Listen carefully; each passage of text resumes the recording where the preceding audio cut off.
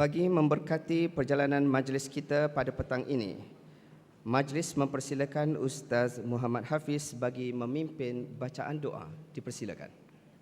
A'udzubillahi samil alim minasyaitonir rajim. Bismillahirrahmanirrahim. Alhamdulillahi rabbil alamin wal aqibatu lil muttaqin wassalatu wassalamu ala sayyidina Muhammadin wa ala alihi wa ashabihi ajma'in. Allahumma antal azizul jalil. Sesungguhnya kami pada petang ini ingin merafakkan kesyukuran dan pujian terhadap-Mu atas kurniaan-Mu yang tidak ternilai. Allahumma ya hakimu ya azim. Sesungguhnya kami berhimpun di sini bagi menyatakan kesungguhan, komitmen dan iltizam kami dengan roh dan semangat untuk membangun, membina serta mendidik dan memertabatkan anak bangsa supaya berbudi dan berjasa kepada agama, bangsa dan negara. Justru berkatilah kehadiran kami dalam majlis bicara bangi ini. Berkatilah jua usaha-usaha kami. Kurniakanlah pada kami limpahan ilmu yang berguna dan kefahaman yang benar. Satukanlah hati-hati kami. Eratkanlah silaturahim di kalangan kami. Padukanlah tenaga dan usaha kami untuk mempertabatkan pendidikan secara bersama demi mencapai kecemerlangan dan kegemilangan. Allahumma ya Fattahu ya Alim. Jadikanlah kami ya Allah dari kalangan hamba-hamba-Mu yang taat dan bersyukur. Jauhilah kami ya Allah dari melanggari perintah-Mu. Kurniakanlah perkiranya ya Allah kepada kami kesihatan yang berpanjangan, kesejahteraan yang sempurna, fikiran yang waras, minda yang cergas, rezeki yang halal, zuriat dan generasi yang beriman serta segala kebaikan di dunia penjua di akhirat. Allahumma jal jamana hadza jaman marhuma wa tafarraqna min ba'dihi tafarraqan ma'suma wa la taj'alillahumma fina wa la ma'na wa la ma yatba'una syaqiyan wa la matrudan wa la mahruma. Allahumma jal khaira a'marina akhiruh wa khaira a'malina khawatimuh wa khairu ayyamina yawma laqaka fih. Allahumma ighfir lana dhunubana wa li ikhwanina allazina sabaquna bil iman wa la taj'al fi qulubina ghillan lil ladzina amanu rabbana innaka ra'ufur rahim. Rabbana atina fid dunya hasanah wa fil akhirati hasanatan wa qina azaban nar. Wa sallallahu ala sayyidina Muhammadin wa ala alihi wa sahbihi wasallam. Walhamdulillahi rabbil alamin. Bismillahirrahmanirrahim. Assalamualaikum warahmatullahi wabarakatuh dan salam sejahtera. Yang berbahagia Profesor Dato' Dr. Muhammad Yusof Haji Osman, Pengarah Institut Islam Hadari, Universiti Kebangsaan Malaysia, selaku moderator Bicara Bangi pada hari ini. Yang dihormati para ahli panel Bicara Bangi, yang dihormati barisan pengurusan tertinggi Universiti Kebangsaan Malaysia, para tetamu jemputan, sidang hadirin, tuan-tuan dan puan-puan sekalian. Bersyukur kita ke hadrat Ilahi dengan izinnya dapat kita bersama-sama dalam Bicara Bangi yang julung-julung kali diadakan pada petang yang damai ini. Majlis merakamkan jutaan penghargaan dan terima kasih atas kehadiran hadirin sekalian, terutamanya moderator dan barisan ahli panel Bicara Bangi. Hadirin sekalian, bersama kita pada petang ini adalah barisan ahli-ahli panel yang amat diyakini dapat mengupas dengan lebih mendalam lagi isu yang akan dibincangkan. Bersama kita yang berbahagia Profesor Dato' Zakaria Stapa daripada Fakulti Pengajian Islam UKM, Profesor Madya Dr. Sahila Abdul Muttalib daripada Fakulti Sains dan Teknologi UKM, Puan Hajah Hakimah Muhammad Yusof dari Jabatan Kemajuan Islam Malaysia, dan yang berbahagia Dato' Dr. Makmur Osman daripada Persatuan Pengguna Islam Malaysia. Untuk makluman hadirin sekalian, Bicara Bangi pada petang ini akan dikendalikan oleh yang berbahagia Profesor Dato' Dr. Muhammad Yusof Haji Osman, Pengarah Institut Islam Hadari UKM. Tanpa melengahkan masa, dengan segala hormatnya dipersilakan yang berbahagia Profesor Dato' untuk mengendalikan Bicara Bangi dengan tajuk Menangani Isu Halal Haram Produk Makanan. Dipersilakan yang berbahagia Profesor Dato'. A'udzubillahi as-sami'il 'alim minasyaitonir rajim. Bismillahirrahmanirrahim. Alhamdulillahirabbil alamin wassalatu wassalamu ala sayidina Muhammad wa ala alihi washabbihi ajma'in. Yang bahagia tuan Pusat Majlis yang berusaha pegawai kanan UKM, ahli-ahli panel, tuan-tuan dan puan-puan rahmati Allah. Assalamualaikum warahmatullahi taala wabarakatuh. Alhamdulillah, syukur kita kepada Allah SWT telah mengizinkan kita untuk bertemu pada petang ini dalam satu majlis yang diatur oleh pihak universiti sedemikian rupa supaya universiti juga ikut bukan hanya menjadi pemerhati tetapi juga memberi pandangan terhadap isu-isu yang berhubung dengan negara kita, yang berlaku di negara kita. Terutama sekarang ini isu yang berlaku ialah isu berkenaan dengan halal ini. Dan kita amat bersyukur juga kerana jemputan yang kita berikan kepada orang-orang yang pakar dalam bidangnya masing-masing dapat hadir pada petang ini. Saya tak nak memperkenalkan panjang tapi cukup untuk menjelaskan otoriti mereka. Yang pertama sebelah kanan saya ialah Datuk Dr. Ma'mur Osman. Saya kenali cukup lama dan dia juga telah mengajak saya untuk sama-sama buat PPIM dulu, peringkat awal dulu. 1996 dia adalah Setiausaha Agung sehinggalah hari ini. Jadi dalam gerakan pengguna Islam ini, beliau adalah orang yang terhadapan hari ini. Organisasinya, beliau dan organisasi dia. Yang kedua ialah orang yang juga berautoriti yang telah pun diberikan tanggungjawab oleh JAKIM, iaitu maknanya diberikan oleh Kerajaan Malaysia, tapi pelaksanaan ialah JAKIM yang berusaha Puan Hajah Hakimah binti Muhammad Yusof selaku ketua bahagian halal ini di JAKIM. Dan beliau yang berautoriti dalam masa yang sama, beliau bertanggungjawab untuk memastikan sijil halal diberikan kepada mereka yang mengikut prosedur yang amat ketat. Yang ketiga ialah orang yang terlibat dengan bidang sains makanan ini yang sefakulti dengan saya, iaitu Profesor Madya Dr. Sahilah binti Abdul Muttalib. Beliau bukan hanya melakukan pendidikan dalam bidang makanan tetapi juga mengkhusus dalam bidang halal.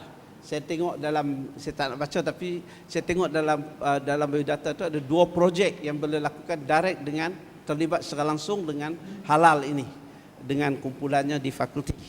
Dan yang ahli panel yang terakhir ini ialah yang dekat dengan saya sebab beliau adalah fellow utama Bersekutu Institut Al-Azhari. Tapi dalam masa yang sama, yang paling penting berautoriti di sini ialah beliau adalah ahli Majlis Fatwa Kebangsaan. Dalam masa yang sama, beliau juga adalah profesor bahagian usuluddin dan falsafah yang sudah pasti mempunyai otoriti dalam hal ini. Semua ahli panel ini mempunyai otoriti dalam bidang masing-masing. Itu kenapa kita panggil dan kenapa petang ini menjadi saya rasa forum yang amat penting. Tuan-tuan dan puan-puan, izinkan saya sebelum saya nak menyoal ini tentang latar belakang. Kita tahu bahawa Malaysia adalah negara yang dalam perlembagaannya menyebut perkara 3. Islam adalah agama bagi persekutuan. Agama-agama yang lain ini boleh diamalkan dalam keadaan aman dan harmoni. Dan apabila disebut Islam di situ, maka istilah halal dan haram mesti ada dalam orang beragama. Pahala dan dosa, perkara yang berhubung dengan berkat atau tidak, ini ada berhubung dengan orang beragama. Apabila dikatakan sesuatu itu haram, haramlah dia. Walaupun kita boleh memberi hujah-hujah secara saintifik, tetapi haram itu yang diletakkan dalam Islam itu menjadi lebih utama walaupun kita tak boleh berhujah secara saintifik. Kalau dikatakan babi itu tak boleh makan, tak boleh makanlah. Jadi tidak boleh berhujah secara saintifik. Sebab itu adalah diperintah oleh Islam. Jadi kalau makan dia haram. Kalau orang laki-laki boleh kahwin 4, boleh kahwin 4 lah. Walaupun dia tak mampu untuk berkahwin. Tapi kita tak boleh mengatakan tak boleh. Walaupun dia tak suka. Jadi tentang agama ini bukan kita menggunakan akal. Jadi dengan demikian, dalam masa yang sama, walaupun kerajaan Malaysia ini dalam perlembagaannya mengatakan bahawa dia adalah negara Islam dari persekutuan ketiga, tetapi dasar ekonomi kita adalah dasar ekonomi terbuka. Maksudnya kita boleh jual babi, kita boleh jual arak. Merokok ini difatwakan haram. Fatwa digazetkan haram. Tapi ramai yang mesti rokok dan boleh dijual. Jadi babi boleh dijual, arak boleh dijual, Oleh demikian, di dalam pasaran itu ada bercampur dalam pasaran. Sebab kita mempunyai dasar ekonomi bebas.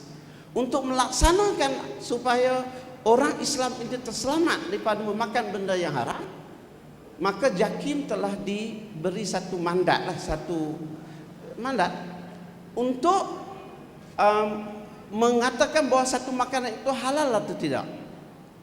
Jadi company ataupun syarikat yang hendakkan produk ini dilabelkan sebagai halal, sama ada bulan Ramadan insya-Allah minggu depan restoran itu nak dikatakan boleh makan atau tidak, maka dia kena datang kepada JAKIM, dan JAKIM akan melakukan satu prosedur dari segi kod agamanya dan juga saintifiknya, sehingga puas hati, maka dia akan berilah logo halalnya itu.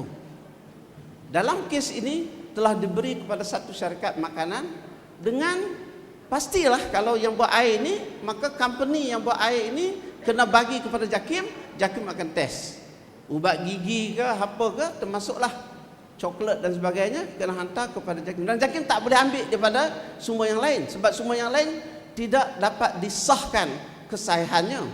Kalau dia klaim bahawa ini memang produk lain, sekarang kita nak cek. Setelah dibuat ujian begitu dan dilakukan satu prosedur yang cukup ketat, masanya juga mungkin panjang, saya tak tahu nanti Ustaz Hakim akan terang, maka diberikanlah sedia halal kepada company tersebut. Sekarang kita mempunyai saintis yang ramai di segala bidang. Orang Islam ini amat prihatin kepada halal dan haram. Walaupun dia bekerja bukan di tempat yang untuk meletakkan benda dia halal dan haram, tapi dia pun nak tahu juga.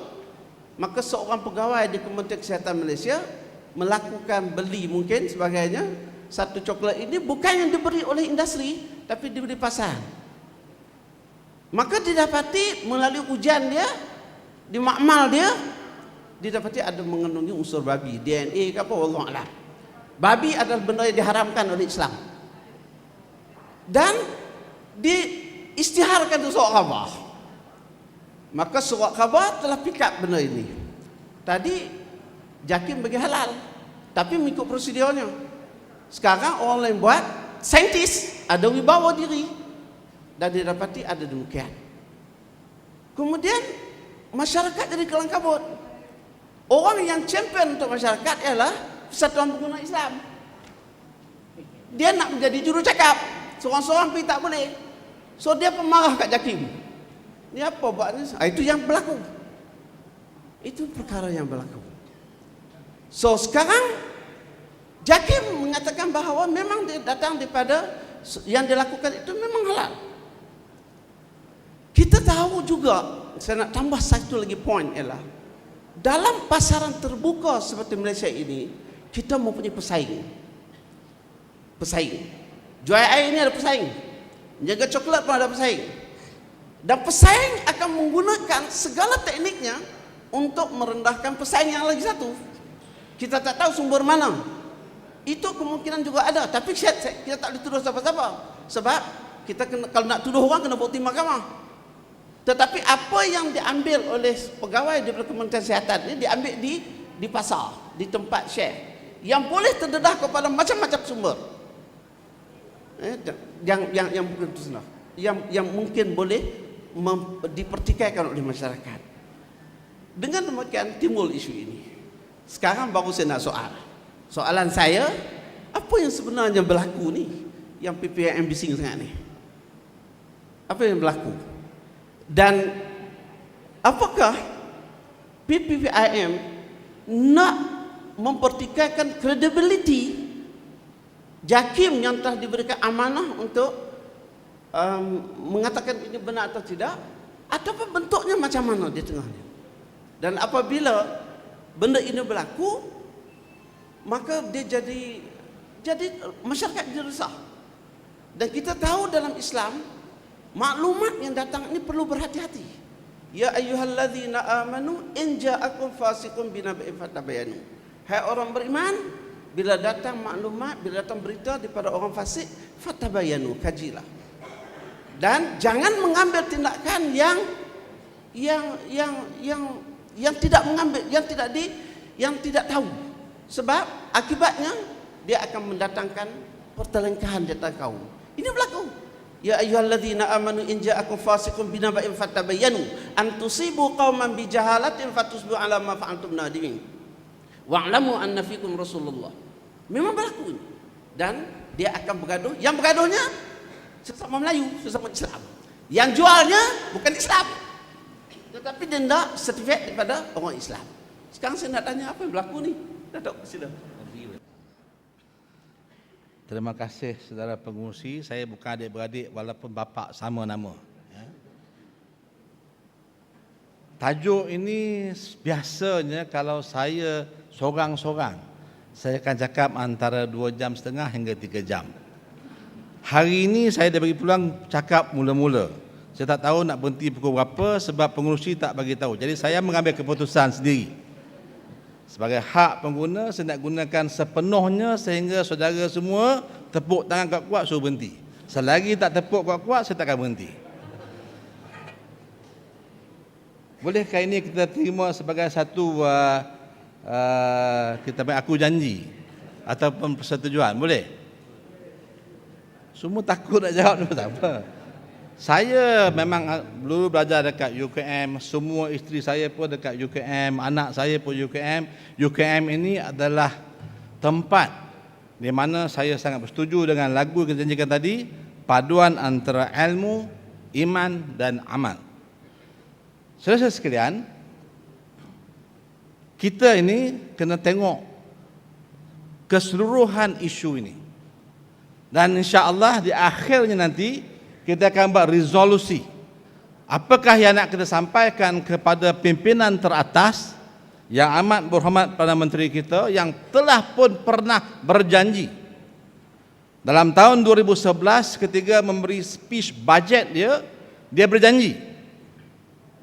Janji ditepati, tidak nanti munafik. Ini direkod disampaikan kepada beliau. Saya cakap, kan dia cakap dalam 2011 akan wujudkan satu akta produk halal. Perlembagaan dengan jelas seperti kata pengurusi tadi, pasal 3 mengatakan Islam sebagai agama persekutuan. Ditarifkan oleh Yang Arif Muhammad Nur Abdullah yang pada suatu ketika itu menjadi hakim Mahkamah Tinggi, membicarakan kes Atikur Rahman yang pakai serban dibuang sekolah, diambil tindakan disiplin oleh sekolahnya, dan dia membuatkan verdiknya Islam sebagai agama persekutuan bukan untuk seremoni tetapi sebagai benchmark, sebagai satu kayu ukur. Kalau mana-mana ada peraturan lain yang bercanggah dengan Islam, null and void. Satu. Yang kedua, dia mengatakan bahawa agama Islam lebih afdal, lebih utama dan tidak sama kedudukannya dengan ideologi yang lain. Maka umat Islam punya kedudukan lebih diutamakan. Kehendaknya hendaklah didahulukan. Artinya kenapa yang kerajaan bacul sangat nak bagi kepada JAKIM 5 bilion ke contohnya, bagi penguatkuasa yang mencukupi, bagi pakar-pakar yang bacul takut pasal apa? Ini perlembagaan yang kita perjuangkan, yang harus dimartabatkan. Dan Hakim Sri Ram, Hakim Mahkamah Rayuan ketika kes itu dirayukan, tidak pernah mencabar takrifan Yang Arif Muhammad Nur bin Abdullah. Tak pernah Sri Ram mencabar. Yang bangang sangat ahli parlimen ni pasal apa? Tahu tak mana bangang ni? Dia bawah sikit pada bodoh lah. Sebab dia nak suruh turunkan kuasa Maiz, kuasa Jaiz, bangang lah tu. Yang hang pilih buat apa? Itu you tak censored, sampaikan kepada orang. Yang ketiga, kata Yang Arif Muhammad Nur bin Abdullah, kaum lain, ideologi lain boleh diamalkan tetapi tidak boleh sama sekali mendakwahkan ideologi mereka di kalangan umat Islam. Saudara sekalian, ini bermakna kalau hari ini majoriti umat Islam di Malaysia ini mengkehendakkan satu sistem, segala makanan yang dihidangkan di Malaysia ini halal semua, kerajaan kena buat. Sebab ini tanggungjawab kerajaan. Kerajaan bertanggungjawab sepenuhnya untuk memastikan bahawa kepentingan, kehendak umat Islam didahulukan. Kalau hari ini kita nakkan supaya misalnya Malaysia lahir sebagai halal hab yang terutama, maka dia kena wujudkan satu akta untuk memberikan kuasa kepada pihak yang diberikan tanggungjawab. Hari ini saudara sekalian, kita nak lihat JAKIM ini dia mesti ada gagah dia. Saya tak tahu nanti Ustazah Hakimah boleh jawab. Kerajaan bagi 40 juta buat makmal dekat nilai, dah siap belum? Dah bertahun-tahun dah. Saya anak sebelum kahwin dah cucu, belum siap lagi. Inikah yang dinamakan yang diutamakan? Tidak. 40 juta nak beli satu mesin pun 40 juta. Bagilah 40 bilion dekat JAKIM, baguslah seronok sikit. Ini pegawai JAKIM dah turun ke bawah memberikan penerangan halal dan haram. Tanya, Syekh, ada peruntukan tak? Kami tak ada duit. Saya balik pada Johor, nak panggil pegawai JAKIM tanya, boleh claim tak duit? Bukan pegawai JAKIM tu nak claim, tapi dah gaji dia pun kecil. Bukan gaji menteri besar-besar, semua free. Saudara sekalian, saya kalau saudara lihat dalam isu ini, saya tak keluar pun. Yang keluar JMM, saya punya setiausaha kerja, macam-macam, saya tak keluar, saya diam saja. Sampai orang tanya, kau ni masih lagi dengan PPM ke tak? Saya masih. Sebab dalam siasatan saya, ni kan saya nak cakap tak cakap. Tadi saya cakap dengan ahli panel kat dalam tu dah. It's banyak political interference. Kalau saudara betul-betul faham isu ini, ketika kenyataan itu diuploadkan dalam Facebook dan seumpamanya, di pick up oleh surat khabar, Ketua Pengarah Kementerian Kesihatan ada di Geneva, Menteri ada di Geneva. Kena buat kenyataan untuk menjelaskan situasi tersebut. Dan orang jadi kelang kabut. Saudara kena faham beberapa perkara. Pertama, saudara kena faham apa dia makanan halal, apa beza dia makanan yang disahkan ataupun disertifikasikan halal. Itu Ustaz Hakim akan jelaskan. Sebab kalau saya pergi cek rumah saudara-saudara, semuanya tak dapat sertifikasi halal. Confirm tak dapat, rumah Ustaz Hakim pun tak halal. Dia bangun pagi dengan baju kelawar dia masak, tak boleh. Kena pakai betul kuku, betul. Orang rumah saya baju kelawar tu saya pakai pun. Itu nampak lawa tu. Kau gelak ya. Tadi ustaz kata kahwin 4, hang diam, takut. Saudara sekalian, kena jelas nanti ya. Yang kedua, kita kena faham bahawa makmal yang nak mengesahkan DNA hadir ataupun tidak itu mesti juga disertifikasikan oleh badan yang diiktiraf oleh kerajaan, itu SIRIP, Jabatan Standard. Okey. Kerana untuk menguji kehadiran DNA babi ataupun apa DNA pun dia sangat spesifik, sangat sensitif. Dia boleh membagi false or positif or negatif. Ya, kita kena faham. Sahabat ini ambil, saya bercakap dengan pegawai kanan daripada Cadbury. Kebetulan dia kawan saya, dia jumpa saya, dia cerita apa yang sedang berlaku.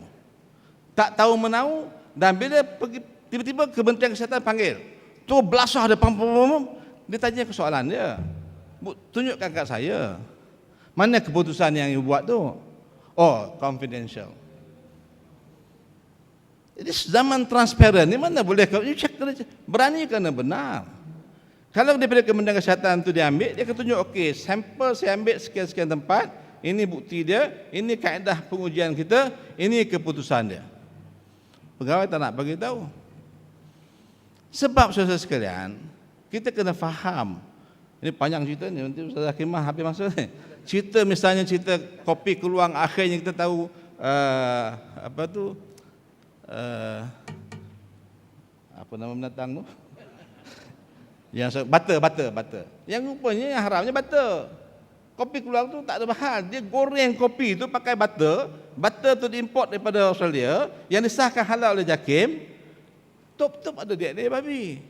Begitu juga kes yang diimport oleh Fonterra, panjang cerita lah. Itu panjang cerita. Soalnya ialah, saudara sekalian, Kenapa selama ini hanya Kementerian JAKIM atau Jabatan Islam Negeri yang membuatkan pengesahan kehadiran DNA babi ke ataupun sajak lain. Kenapa tiba-tiba Kementerian Kesihatan ambil?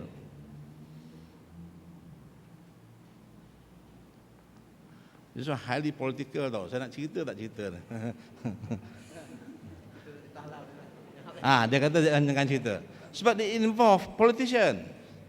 Sehingga Subramaniam kata lu mau saman gua, lu saman lah. Kenapa dia berani cakap macam tu? Sebab dia rasa dia bersalah. Okey, finish. Lepas tu JAKIM ambil mengikut kaedah dan prosedur betul. Sebab saudara sekalian, you nak ambil sampel kena kaedah yang betul. Kalau tidak you buat mahkamah akan buang kes.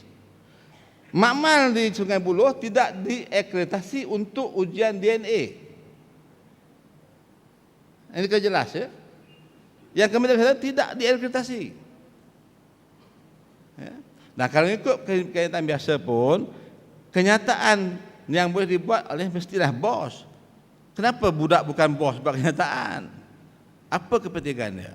Ini panjang cerita ni. Saya kalau nak dengar cerita tu datang rumah saya bawa ayam golek 4 ekor. Baru boleh cerita panjang.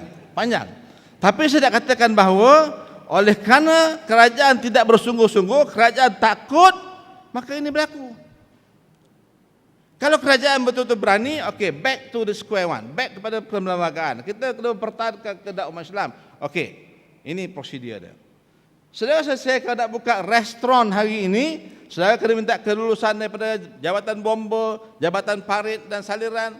Kalau ada akta, peringkat negeri boleh buat ada enactment memastikan bahawa siapa nak berniaga pun kena mendapat kelulusan daripada pihak yang berkenaan. Adanya akta kawalan kualiti mutu makanan, dia kena dapat suntikan TY2, dia kena pergi kursus, dia kena cek kesihatan dia. Kenapa tidak hal yang sangat penting yang lebih utama ini? Sebab Tuhan kata ya ayuhan nas kulu mimma fil ardi halalan thayyibah, halal disebut dahulu. Dan Tuhan panggil wahai manusia, artinya semua manusia, raja ke sultan ke agung ke menteri ke kafir ke tak kafir pun dia akan cari yang halal. You pergi tanyalah Cina pun dia cari yang halal juga. You tanya India dia cari yang halal juga. Cina lembu tak boleh makan, tapi saya sekarang sudahlah siang-siang sikit boleh lah. Maksudnya mereka definisi mereka, tetapi yang menentukan halal untuk umat Islam adalah Allah Taala. Dia baca dalam surah Al-Maidah dan sebagainya penjelasan bagaimana yang dimaksudkan dengan halal tersebut. Maka kita kena tengok garis panduan itu. Maka saudara sekalian, kita harap apabila isu ini timbul, memberi peluang dan ruang untuk kita muhasabah, untuk melihat di mana kelemahan-kelemahan yang ada. Hari ini saudara pergi seluruh dunia, dengar saja ada sertifikasi halal JAKIM, dia respect dan salut. Cuba saudara bayangkan hari ini selepas disahkan halal di tempat sos dia, dalam perjalanan sampai ke United Kingdom atau USA, ada mamat gila mana dia suntiknya babi ataupun whatever, ekstrak babi dalam tu sampai dia tested positif babi, runtuhlah segala sistem pensejahteraan kita. Ini yang boleh menjadi sabotaj ekonomi kepada negara kita. Hari ini saudara, kalau ini nak dilakukan boleh. Mujurlah, saya tahu dia mungkin Ustaz Hakim boleh confirm kan, tak tahu keputusan yang diambil Saudi apa, yang dekat Indonesia apa, positif ataupun tidak. Saya dimaklumkan negatif. Kalaulah positif hari itu, orang tak percaya dah dengan Ustaz Hakim lah. Bukan Ustaz Hakim lah, JAKIM lah. Kebetulan dia jadi pengarah hak halal, dia menjadi hakim. Kita ada ahli fatwa. Hari ini hakim dengan fatwanya mereka akan putuskan apakah tanggungjawab kita hari ini. Saudara sekalian, dia dah pegang mic pula dah. Saya kata dia tepuk tangan dulu. Okey, saya nak rumuskan begini. Pertama sekali, saudara sekalian, isu ini tak akan selesai sepenuhnya kalau tidak wujud satu, akta produk halal. Yang kedua, kalau tidak ada pengusaha yang beragama Islam. Hari ini 85% makanan yang kita makan itu dihasilkan oleh orang bukan beragama Islam. Mujurlah satu kilang minyak tembakau, banyak lagi yang belum nak dibakar lagi. Saudara sekalian, tanggungjawab kita. Yang ketiga, pengguna Islam, walak dia mesti jelas. Dia mesti mendukung produk yang dihasilkan oleh umat Islam, a Muslim entrepreneur. Sebab tu kami di Persatuan Pengguna Islam Malaysia memang nak bezakan ini produk ni, dia kata Pau Ahmad. Kita ingat Pak Cik Ahmad punya. Karipap Mak Minah, kita ingat tak. Banyak yang lain lagi. Maka kita di Persatuan Pengguna Islam Malaysia, kita memulakan pergerakan supaya kita bagi satu tanda produk ahli. Kalau yang ada stiker produk ahli itu artinya it is a Muslim entrepreneur product. It's produced by a Muslim. Sebab sesuatu barangan itu tidak boleh diberikan diskriminasi untuk mendapat pensediaan halal. Ya, semua boleh, Cina, India, Hindu, Kristian, semua boleh dapat. Kalau dia memenuhi syarat-syarat yang ditentukan oleh JAKIM atau Jabatan Agama Islam Negeri. Saudara sekalian, sekali lagi saya berharap sangat pimpinan atasan kita, terutamanya Yang Amat Berhormat Perdana Menteri kita, menepati janji beliau, memberikan peruntukan yang lebih dan mencukupi untuk JAKIM dan Jabatan Agama Islam Negeri. JPA harus dengan kadar segera mewujudkan perjawatan-perjawatan yang bersesuaian. Karena kita kena lihat, seperti yang dikatakan oleh mantan Menteri Zahid Hamidi ketika menjadi Menteri JAKIM dulu, dia kata kita nak memprofesionalkan ulama dan mengulamakan profesional. Sekian, wabillahi taufiq wal hidayah. Assalamualaikum warahmatullahi wabarakatuh. Okey, terima kasih banyak kepada Datuk Dr. Makmur. Jadi jawapan soalan saya tadi terjawab. Yang bising-bising itu apa? Jawapannya yang bising-bising itu bukan kerana tak ada polisi, bukan kerana tidak ada dasar, tapi tidak ada kesungguhan. Itu dia bising. Yang keduanya, kesungguhan itu perlu dilahirkan dalam bentuk akta pemakanan halal. Itu yang rupanya selama ini yang bising ini bukanlah Cadbury, itu rupanya benda lain. Jadi sekarang juga apa yang dibising itu juga ialah kerana umat Islam kita tidak banyak menghasilkan produk halal, dan umat Islam kita juga tidak mampu untuk memilih dan untuk menyokong produk-produk halal ini. Dalam masa yang sama terakhirnya rupanya PPIM duk bising ini kerana duit tak cukup bagi kepada agensi kerajaan tentang halal ini. Okay. Tadi disebut sedikit tentang akreditasi, tentang sebagainya. Saya nak pergi, tak nak pergi kepada hukum dulu, nak pergi pada yang hak lain dulu. Sekarang saya nak pergi kepada Dr. Dr. Sahilah dulu untuk menjelaskan kepada kita tentang, saya sebut tadi, datang daripada JAKIM dia kata halal, datang daripada ini dia kata tak halal. So, boleh jelaskan sedikit prosedur ini kepada kita lah. Silakan. Okay, terima kasih Tuan Pengurusi. Ya. Bismillahirrahmanirrahim. Assalamualaikum warahmatullahi wabarakatuh. Selalunya saya dah bercakap depan student. Hari ini saya bercakap dengan mak-mak bapak student lah. Jadi saya kena tone down sikit saya cara penyampaian saya supaya orang boleh faham apa yang saya sampaikan. Okay, pertama sebenarnya apabila saya menerima WhatsApp Cadbury ni, saya cuma relax saya. Saya kata okey, saya kata. Sebab saya dah tahu dah siapa sebenarnya jurucakap yang perlu kita dengar untuk berkata bab halal dan haram dalam soal makanan. Itu kita kena tahu.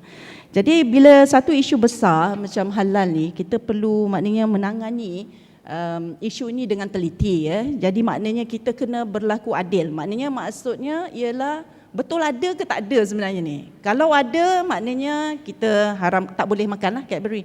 Kalau tak ada pula kita buat nyanya pada Cadbury lah, maknanya kita salah dari segi memberi keputusan. Itu dia.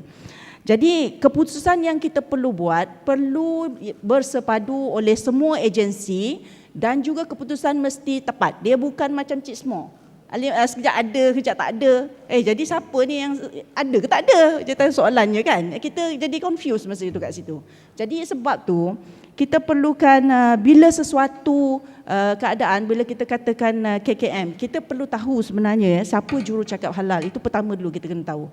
Jadi kita kena tahu bahawa dalam Akta Dagangan Perihal 2011 bahawa JAKIM adalah badan authorized yang bercakap halal dan haram. Okey. Kedua ialah kita JAKIM ni dia perlu ada makmal, tapi dia tak ada makmal sekarang ni. Dia bergantung kepada Jabatan Kimia. Jabatan Kimia ialah satu lab yang ada SAM ataupun Skim Akreditasi Malaysia, ya, makmal Malaysia, dan juga dia ada ISO 17025 untuk testing DNA, di mana keputusan yang dibuat oleh Jabatan Kimia adalah keputusan yang diterima pakai di mahkamah. Maknanya kalau ke mahkamah boleh terima, yang lain pun boleh terima.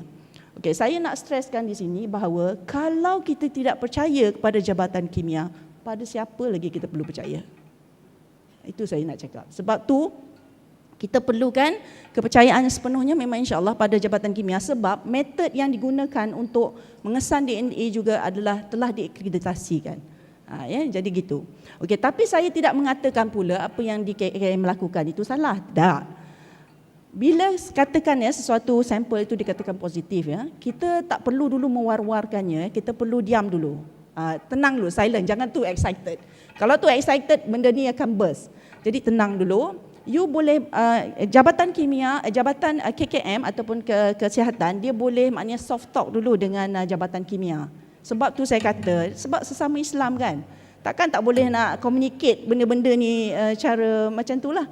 Walaupun secara informal, tanya dulu apa pendapat dia. Jadi dia boleh hantar sedikit sampel dia tu, pergi hantar ke Jabatan Kimia sikit. Walaupun tak secara rasmi, sebab orang Jabatan Kimia ni tak kejam. Oh tolak, tak ada. Dia akan soft talk kat situ. So dia akan tengok dia kat situ. Okey, kalau katakan kalau katakan itu tak ada, apa yang KKM perlu lakukan ialah dia perlu mewar-warkan kepada JAKIM terlebih dahulu. Sebab dia adalah badan authorized yang menentukan halal dan haram. Jadi JAKIM perlu ambil sampel itu, JAKIM perlu ambil raw materialnya, ya, apa produk kandungan produk tersebut, dan JAKIM juga sepatutnya boleh juga ambil sampel di kaunter yang lain. Okey, untuk dibawa ke Jabatan Kimia. Jadi, okey, dia ada dua.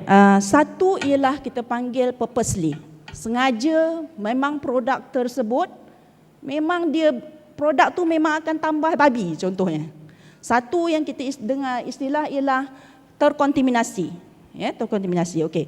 Kalau purposely, sengaja memang produk tu memang dah tentu ada babi, 10 produk you test, 10 tu akan positif. Sebab babi ni kok mana pun 1% you bubuh memang boleh dapat. Memang tak boleh elak, memang saya dah cuba dah. You tinggal sini sana-sana, sebab metod yang kita nak detect dia tu memang very sensitive. Ya. Kalau real time PCR di Jabatan Kimia, dia boleh detect sampai, dan juga di di KKM, dia boleh detect sebenarnya 0.0001 nanogram. Tapi ada bahaya situ, ya. Kalau dia tak berapa mahir, metodnya tidak diakreditasikan, ada satu lagi kita panggil istilah dia silap. Sebabnya masa real time PCR tu dia kena ada probe dan juga primer, dia ada masalah kat situ. So dia akan tunjukkan yang positif. Sebab tu kalau dia tidak diakreditasikan, dia punya metod tu, dia perlu berbincang dulu dengan Jabatan Kimia. Itu yang saya sarankan. Soft talk dulu. Discuss cara ni. Duduk, bincang. Sebab kita nak menyelesaikan masalah ummah. Bukan kita nak shot sendiri, aku champion, aku dapat ni kan. Aku dapat nama. Tak nak macam tu. Sebab kita nak menyelesaikan masalah ummah ni, kita perlu bersepadu. Keputusan tepat, bukan cik semua. Sekejap ada, sekejap tak ada. Mana satu nak terima? Tak tahu. Okey, gitu ya. Jadi kalau tercemar, ya, kalau katakan 10 sampel yang dites atau 5 sampel yang dites, suddenly dia tengok ada 2 yang positif. So dia ada 2 keputusan dia tu, sama ada dia tercemar atau dia silap. Itu yang dia kena ada dengan lab lain. Macam di UKM kita ada second thought. Maknanya kita akan hantar satu ni di lab lain untuk dicek sekali lagi. Kadang-kadang sesekali kita soft talk pun dengan Jabatan Kimia. Saya communicate je dengan dia. Itu saya kata Jabatan Kimia pun tak kejam ya. Bukan gitulah. Maknanya kita boleh soft talk dengan dia macam mana. Sebab kita ada perbincangan akademik dan perkongsian ilmu. Kalau sesama Islam pun tak boleh nak cerita bab ilmu macam ni sikit pun, macam mana kita nak settle problem kita? Tell me. That is the only way. You kena soft talk, kena buat baik. Dan kita tidak mahu juga KKM bermasam muka dengan Jabatan Kimia, ya. Kita tak nak macam tu. Sebabnya isu besar. Why not sit down? bagi jawapan yang tepat. Ya.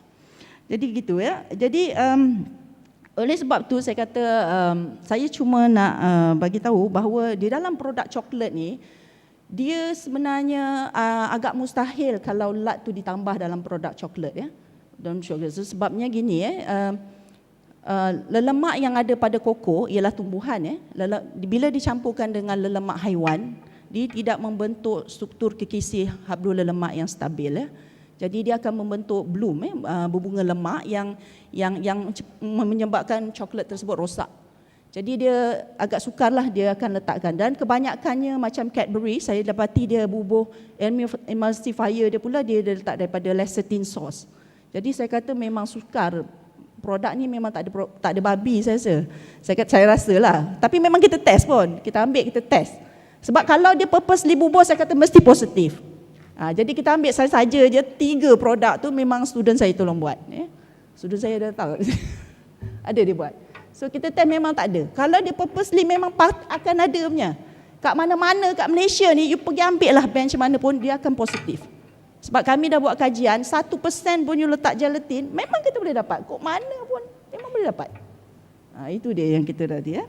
Jadi yang kedua ialah daripada isi direktif 2011/36 sebenarnya produk haiwan ni dia tidak dibenarkan masuk dalam coklat, melainkan dia bubuh lemak haiwan tidak dibenarkan dalam produk coklat, melainkan lemak daripada haiwan daripada susu, tenusu. Jadi sebab tenusu ni selain dia beri flavor yang sedap, dia juga boleh menyebabkan anti-bloom, maknanya mengelakkan kerosakan ya. Jadi saya nak menyimpulkan dekat sini ialah okey, kita bila terima satu berita tu jangan cepat melenting. Dengar dulu isu tu macam mana, kena tahu siapa juru cakap. Bagaimana nak menangani isu. Kita orang awam ni suka WhatsApp sana WhatsApp sini kan, habis tersebar kan. Cerita yang tak benar jadi benar, nampak macam benar lah tapi tak benar. So yang kedua ialah sebenarnya indirectly saya agree dengan Datuk Dr. Makmur kata memang sebenarnya produk makanan ni sebenarnya kita menggalakkan pengeluar Muslim. Sebab dia banyak isu lagi, isu apa mi lah, isu apa macam-macam lah sebenarnya kan.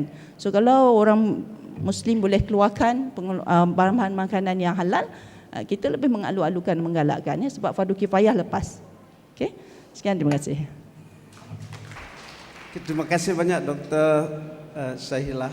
Satu poin yang saya di problem banyak tu dah yang boleh saya simpul ini sebab penyelidik ini. Penyelidik bila membuat sesuatu ini dia kena ada etika. Etik ini bukan hanya berhubung dengan kita kondak makmal kita atau peralatan kita, tetapi etika juga suatu kita bertanggungjawab dengan stakeholder kita. Bila kita diberi sesuatu research ataupun hal ini untuk mencari sesuatu itu, kita kadang-kadang excited. Rupanya excited kita itu kerana alat itu tak berfungsi dengan baik. Jadi kita excited, sebab tu kena double check. Banyak kes yang berlaku ini sebut petanda. Jadi apa yang Dr. Syahilah ingin menyebut ialah kena double check, kena pergi pihak yang berorti, kena diakreditasikan makmal dan sebagainya. Dan kalau masih mendapat keputusan ini pun, ialah kita seronok dapat keputusan yang kita rasa positif, tetapi dalam keadaan yang sama, dalam masa yang sama, kita kena berhati-hati. Sebab penerangan kepada hasil kita itu juga excited orang nak dengar. Ini dalam kes fizik dulu pasal law pernah berlaku kajian bahawa tindak balas berlaku dalam suhu rendah ni yang menyebabkan ahli-ahli fizik kata ini bertentangan dengan law of physics sendiri. Tapi dia dapat proof. Rupanya bila diulang tempat lain tak jadi. Dia excited sangat kan. Dia sama dengan benda inilah. You buat satu, you tengok excited, dan you tengok labelnya ada halal, tetapi you dapat dia haram, ada babi, you excited to tell all the people kan, semua orang kan. Ini masalah excited ni. Jadi dalam masa yang sama, sebab itu ahli sains ni dia kena jaga emosi dia ni. Dia kena tarbiyah betul-betul ni. Dalam keadaan kita seronok pun kita kena jaga, sedih pun kena jaga, dalam keadaan kita teruja pun kena jaga. So sekarang setelah mendengar dua ini, saya nak minta Dr. Hakimah. Banyak sangat orang sebut tentang JAKIM ini untuk memperjelaskan kepada kita petang ini. InsyaAllah harapnya lepas ini tak ada orang komen lagi lah JAKIM ni. Dipersilakan. Okay. Bismillahirrahmanirrahim. Assalamualaikum warahmatullahi taala wabarakatuh. Terima kasih Prof, barisan ahli panel. saudara-saudari sekalian, peserta majlis pada hari ini. Lebih dahulu saya ucap terima kasih kepada UKM kerana menjemput kita untuk memberi penjelasan. Prof. Datuk Zakaria, dia pandai untuk jemput saya, dia macam satu bagi ugutan sikit. Dia kata kalau tak ada, saya tak datang, dia tak nak on majlis ni. Jadi saya kata nak tak nak, walaupun saya sepatutnya berada di PD untuk program Hala 7 JAKIM, saya minta excuse dari KP untuk datang sini bagi penjelasan. InsyaAllah apa yang saya akan jelaskan ni akan memberi satu gambaran yang yang lebih adil, yang mungkin kita akan nampak apa yang selama ni JAKIM buat dengan tanggungjawab dan sebagainya. Mungkin kita akan lebih fahamlah apa yang kita buat di JAKIM. Okey. Tuan-tuan dan puan-puan sekalian, apabila JAKIM membuat pensijilan, kita sebenarnya berlandaskan kepada satu amanah. Apabila kita mulakan seawal 1974, yang mana negara-negara luar langsung tidak ada pun membuat pensijilan halal, kita yang memulakan di JAKIM adalah bermula kerana rasa tanggungjawab kita untuk memastikan pada masa tu daging yang masuk ke Malaysia, import ke Malaysia halal ataupun tidak, sebab kita import dari negara bukan Islam. Jadi itulah kita bermula di situ, yang mana kita sehinggalah kerajaan membuat satu keputusan bahawa semua daging dan produk berasaskan daging yang masuk ke Malaysia mestilah halal. Dibuat pemeriksaan oleh JAKIM dan juga Jabatan Perkhidmatan Veterina untuk memastikan keadaan itu. Jadi bermula dari, jadi apa yang kita makan kalau daging import tu, insya-Allah kalau dia tak seludup, dia masuk dengan jalan yang betul, insya-Allah dia telah melalui prosedur dan juga standard yang ketat yang telah kita tetapkan. Jadi bermula dari situ, kita teruskan pensijilan halal kita ini, membina keupayaan, membina kompetensi, mewujudkan standard halal yang pertama di dunia, mewujudkan SOP, meluaskan skop pensijilan kita bukan saja pada daging tadi, bukan saja pada skop makanan, tapi kita teruskan sehingga produk-produk lain seperti produk farmaceutical, pensijilan halal untuk barang-barang bukan makanan juga. Jadi apabila kita sijilkan sesuatu produk, dia sebenarnya telah melalui beberapa proses dan prosedur yang sangat ketat. Pertama sekali, apabila bercakap tentang standard, kita sebenarnya menggabung jalinkan dalam standard yang komprehensif itu, walaupun standard kita adalah menepati standard ISO bertaraf international, dia sebenarnya adalah keperluan syarak yang telah kita gabung jalin dengan keperluan-keperluan asas GMP, kebersihan dan sebagainya untuk dijadikan satu standard yang komprehensif untuk diikuti oleh syarikat ataupun pengeluar.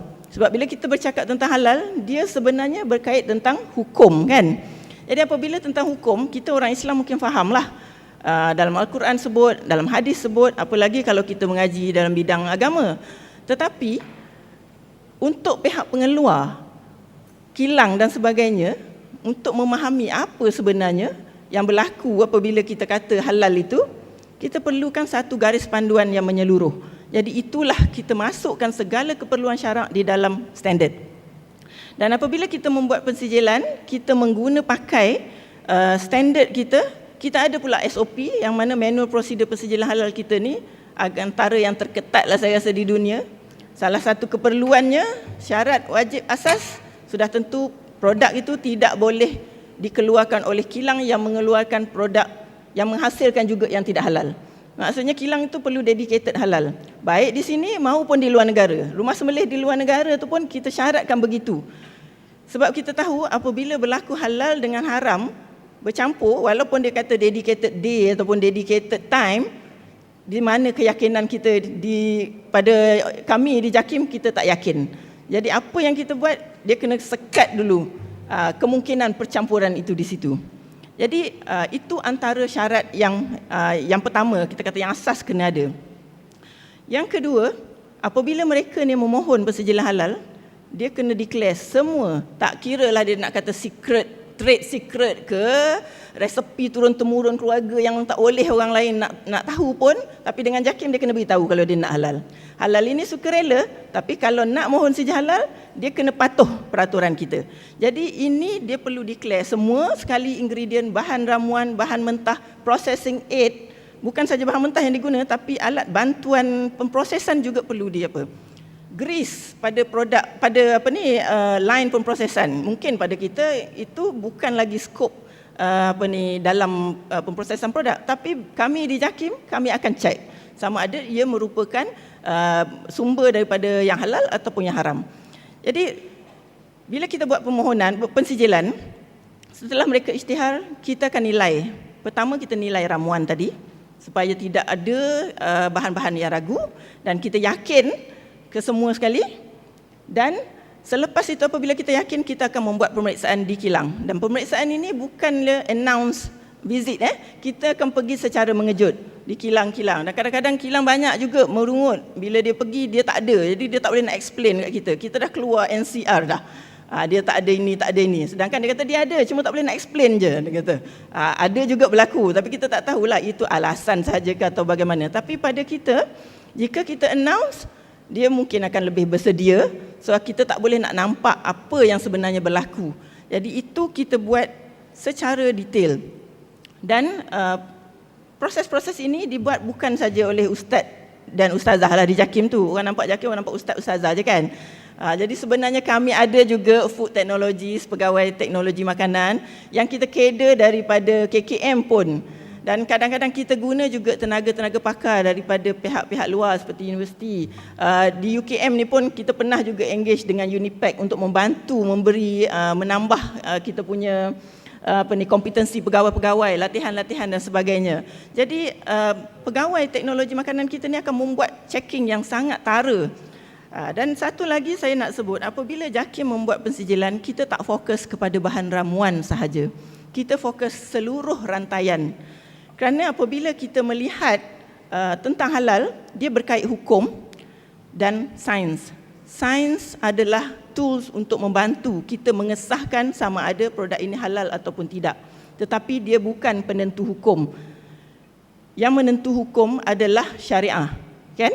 Jadi apabila berlaku pertembungan di situ, di mana kita perlu pegang? Tentulah syarak, kerana ia adalah halal berkaitan tentang hukum syarak. Jadi apa yang kami buat, kami melihat seluruh rantaian. Kita bangunkan seluruh rantaian produk, sistem untuk penelitian, bermula daripada sumber sehinggalah kepada pengeluaran termasuk pengangkutan dan sebagainya, peralatan supaya tidak berlaku pencampuran dan sebagainya. Jadi apabila berlaku isu Cadbury ini, apa sebenarnya yang kami lihat? Memang telah ada pengumuman di pihak KKM dan sebagainya, sedangkan produk itu merupakan produk yang telah pun kita sahkan halal. Malah Cadbury ini merupakan pemegang sijil halal kita sejak 2004 dan selama ni memang pada kami adalah antara kilang yang committed, bukan nak promote tapi ini hakikat. Dan kali terakhir kita buat pemeriksaan adalah pada 20 Februari 2014. Maknanya 7 hari sahaja sebelum keputusan tersebut dikeluarkan, walaupun dikeluarkan tu tak sampai officially kepada JAKIM. Jadi itu yang berlaku. Maknanya sehingga 20 Februari 2014 itu kami dapati masih committed. Jadi apabila berlaku pengumuman begini, apa yang kami perlu buat? Pertama, tindakan JAKIM kita gantung serta-merta. Maksud gantung adalah untuk menjalankan siasatan keseluruhan rantaian. Sebab kita dah sahkan sijil halal, kenapa pula bila tiba-tiba orang kata ada keputusan begini, kita terus nak melompat nak kata dia dah haram, tak sahih lagi kan? Sebab kita dah yakin dengan sistem kita. Jadi apa kita buat? Kita gantung. Memang pihak di luar tanya, kenapa gantung saja, tak tarik. Walaupun media sebenarnya Datuk dah membuat persepsi yang sendiri. Kita kata gantung, dia tulis tarik. Lepas tu ada juga dia kata JAKIM sah ada babi. Jadi bila berlaku begini, dia dah nampak macam macam-macam persepsi di luar. Datuk pun memainkan peranan Datuk. Jadi benda ni jadi hangat dan memang di dalam media sosial kita agak sukarlah untuk mengawal. Walaupun kita memberi penjelasan menerusi media yang sama, Tetapi kita bila dah berlalu tersebar di alam maya tu memang agak sukar kita nak bendung. Jadi apa yang kita buat? Kita kata kita ikut prosedur, kita ikut peraturan dan undang-undang kita. Jadi apa yang kami buat? Bila kita gantung, kita siasat seluruh rantaian, kita ambil semula sampel. Dr. Sahilah tadi mention sampel yang kita ambil, ramai juga yang tanya, kenapa sampel di dalam kilang, bukan sampel di pasaran. Saya nak sebut pertama sekali, sampel dalam kilang itu sebenarnya adalah sampel di pasaran juga yang telah pun di-recall oleh Cadbury kerana diarah oleh KKM. Walaupun mereka belum pun dibuktikan bersalah. Tapi kerana diarah begitu, dia tarik balik. Kami nak cari sampel pasaran untuk the same batch memang tak ada dah masa tu. Jadi kita ambil di kilang.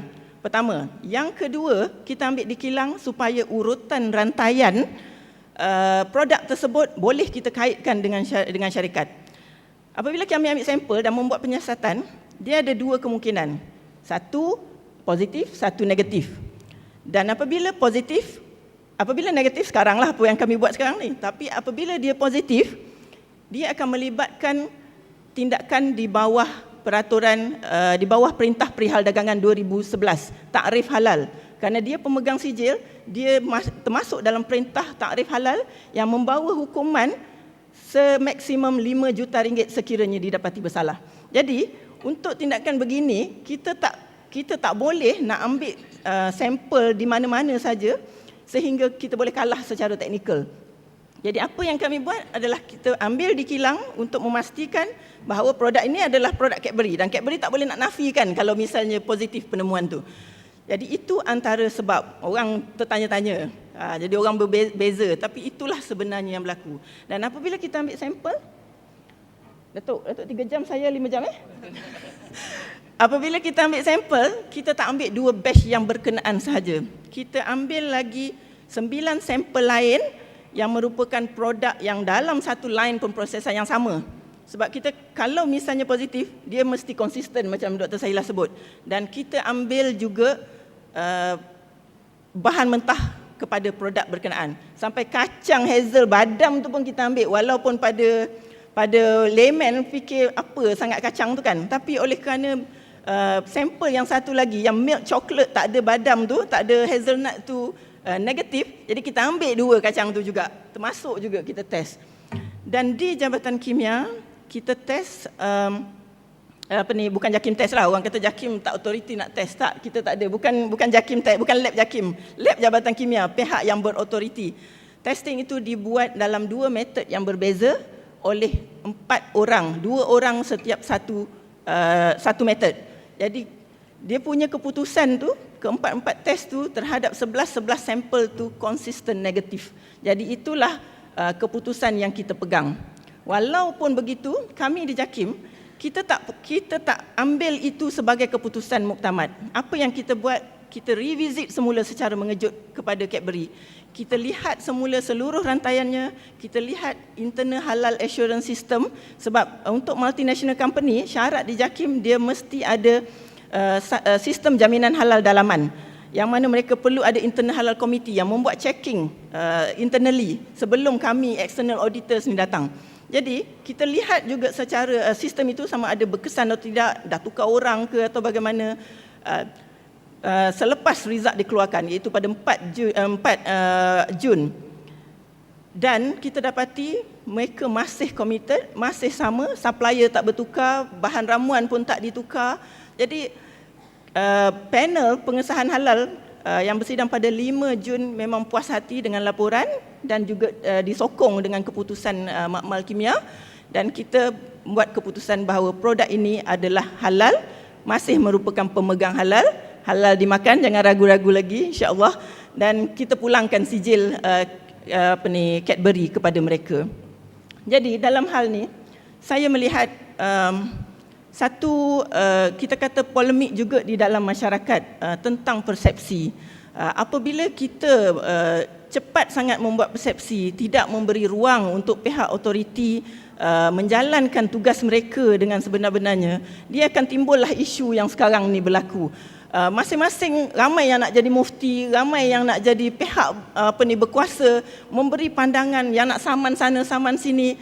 Jadi dia mengkecohkan lagi suasana dalam hal ni. Jadi pihak di luar sana, kita orang Islam berkelahi ni macam Datuk Makmur sebut, tetapi orang bukan Islam memandang kita sangat saya rasa sangat rendah pada ketika itu hingga nak tukar darah dan sebagainya. Adakah sedangkal itu ilmu kita orang Islam di Malaysia yang kononnya kita telah berapa ratus tahun, berapa ribu tahun kita menjadi negara Islam, orang Islam ini? Saya rasa tak begitu. Kebetulan saya ada seminar 2 hari di celah-celah kemelut ni di Jepun. Pihak Badan Pensijilan Halal di Jepun yang baru beberapa hari convert itu bertanya saya tentang isu nak convert, nak tukar darah ni. Malu saya rasa nak cakap. Mereka pun boleh rationalize perkara-perkara begitu tidak perlu, dan Islam tidak menyukarkan kita sehingga begitu sekali. Jadi saya rasa perkara ni kalau kita dapat bertenang, bagi ruang kepada pihak yang berkenaan untuk memberi penjelasan dan sebagainya, saya rasa dia boleh ditangani dengan lebih bijak. Jadi saya rasa itu saja, Datuk. Sekian. Assalamualaikum warahmatullahi wabarakatuh. Saya maksudkan bahawa penjelasan itu amat jelas tadi. Ada inilah pihak yang tak memahami tetapi nak mengambil nak membuat judgement, membuat keputusan ataupun mengatakan sesuatu tanpa memeriksa terlebih dahulu. Saya dah sebut ayat pertama tadi, hati-hati bila orang bawa berita ni, apatah lagi yang fasik buat berita dalam internet itu, kita pun tak tahu kefasikannya, degree kefasikannya, sebab dia akan melagakan kita satu dengan lain, seperti yang disebut ayat tadilah. Okey, sekarang terakhir ni saya nak pergi kepada orang buat hukum ni, tentang hukum ini. Dan kita telah melihat tadi suasana di mana mungkin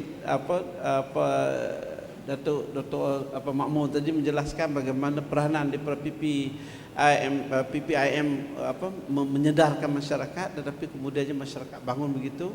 Kemudian bagaimana sains telah digunakan untuk menjustifikasikan sesuatu halal atau tidak tadi, dan juga penjelasan daripada JAKIM. Sekarang saya menjemput Datuk Profesor Zakaria Sitapa untuk menjelaskan dari segi fatwa kita ni lah.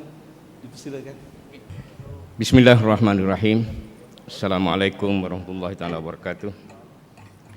Alhamdulillahirabbil alamin wassalatu wassalamu ala asyrafil anbiya wal mursalin wa ala alihi wasahbihi ajmain. Yang berbahagia Datuk Pengerusi, kemudian Datuk dan juga tuan-puan ke, ahli panel, kemudian para pegawai kanan universiti. Apa yang hendak saya kedua-dua tadi masing-masing nak guna masa panjang ya. Ada yang 3 jam, ada yang 5 jam. Saya ni mungkin 5 minit cukup lah kot. Ataupun orang Melayu kata sepatah 2 kata. Jadi sepatah 2 kata orang Melayu tu tidak betul-betul sepatah 2 kata. 1 jam pun sepatah 2 kata juga. Jadi kalau saya kata 5 minit, kalau dia pergi setengah jam, itu biasalah. Tak ada masalah ya. Boleh ya. Perkaranya ialah berkaitan dengan halal haram ini. Sebelum saya pergi kepada apa yang dikehendaki oleh pengurusi, saya nak bagi tahu apa yang saya nak bagi tahu dulu. Itu biasalah kan. Maknanya kalau pengurusi soalan apa pun saya jawab lain pun, itu apa ini pengurusi telah kata apa. Saya melihat dan saya mendengar daripada 3 panel tadi, kelihatannya masalah yang berkaitan dengan pemakanan dalam negara kita ini semacam belum selesai begitu. Ada masalah di sana sini. Sekalipun kita telah ada, misalnya katakan seperti yang dijelaskan oleh Puan Haji Hakimah, daripada tahun 1974 lagi persijilan dah ada. Namun dari semasa ke semasa kita sentiasa digemparkan, soalnya begitulah, dengan perihal-perihal ataupun perihal pemakanan. Dan apabila sebut pemakanan, saya dalam perkiraan saya termasuk juga minuman ya. Peminuman, maknanya pemakanan dan peminuman. Maknanya sekaligus kedua-dua perkara tersebut. Sebab dari semasa ke semasa kita terus juga berdepan ataupun digemparkan, dikhabarkan melalui surat khabar dan sebagainya, tentang hal-hal yang berkaitan dengan pemakanan kita. Dan pemakanan itu bagi umat Islam adalah satu yang cukup penting, lebih-lebih lagi kepada orang Melayu Muslim. Saya ada kes, misal katakan diberitahu kepada saya, orang yang pergi ke Hat Nyai apabila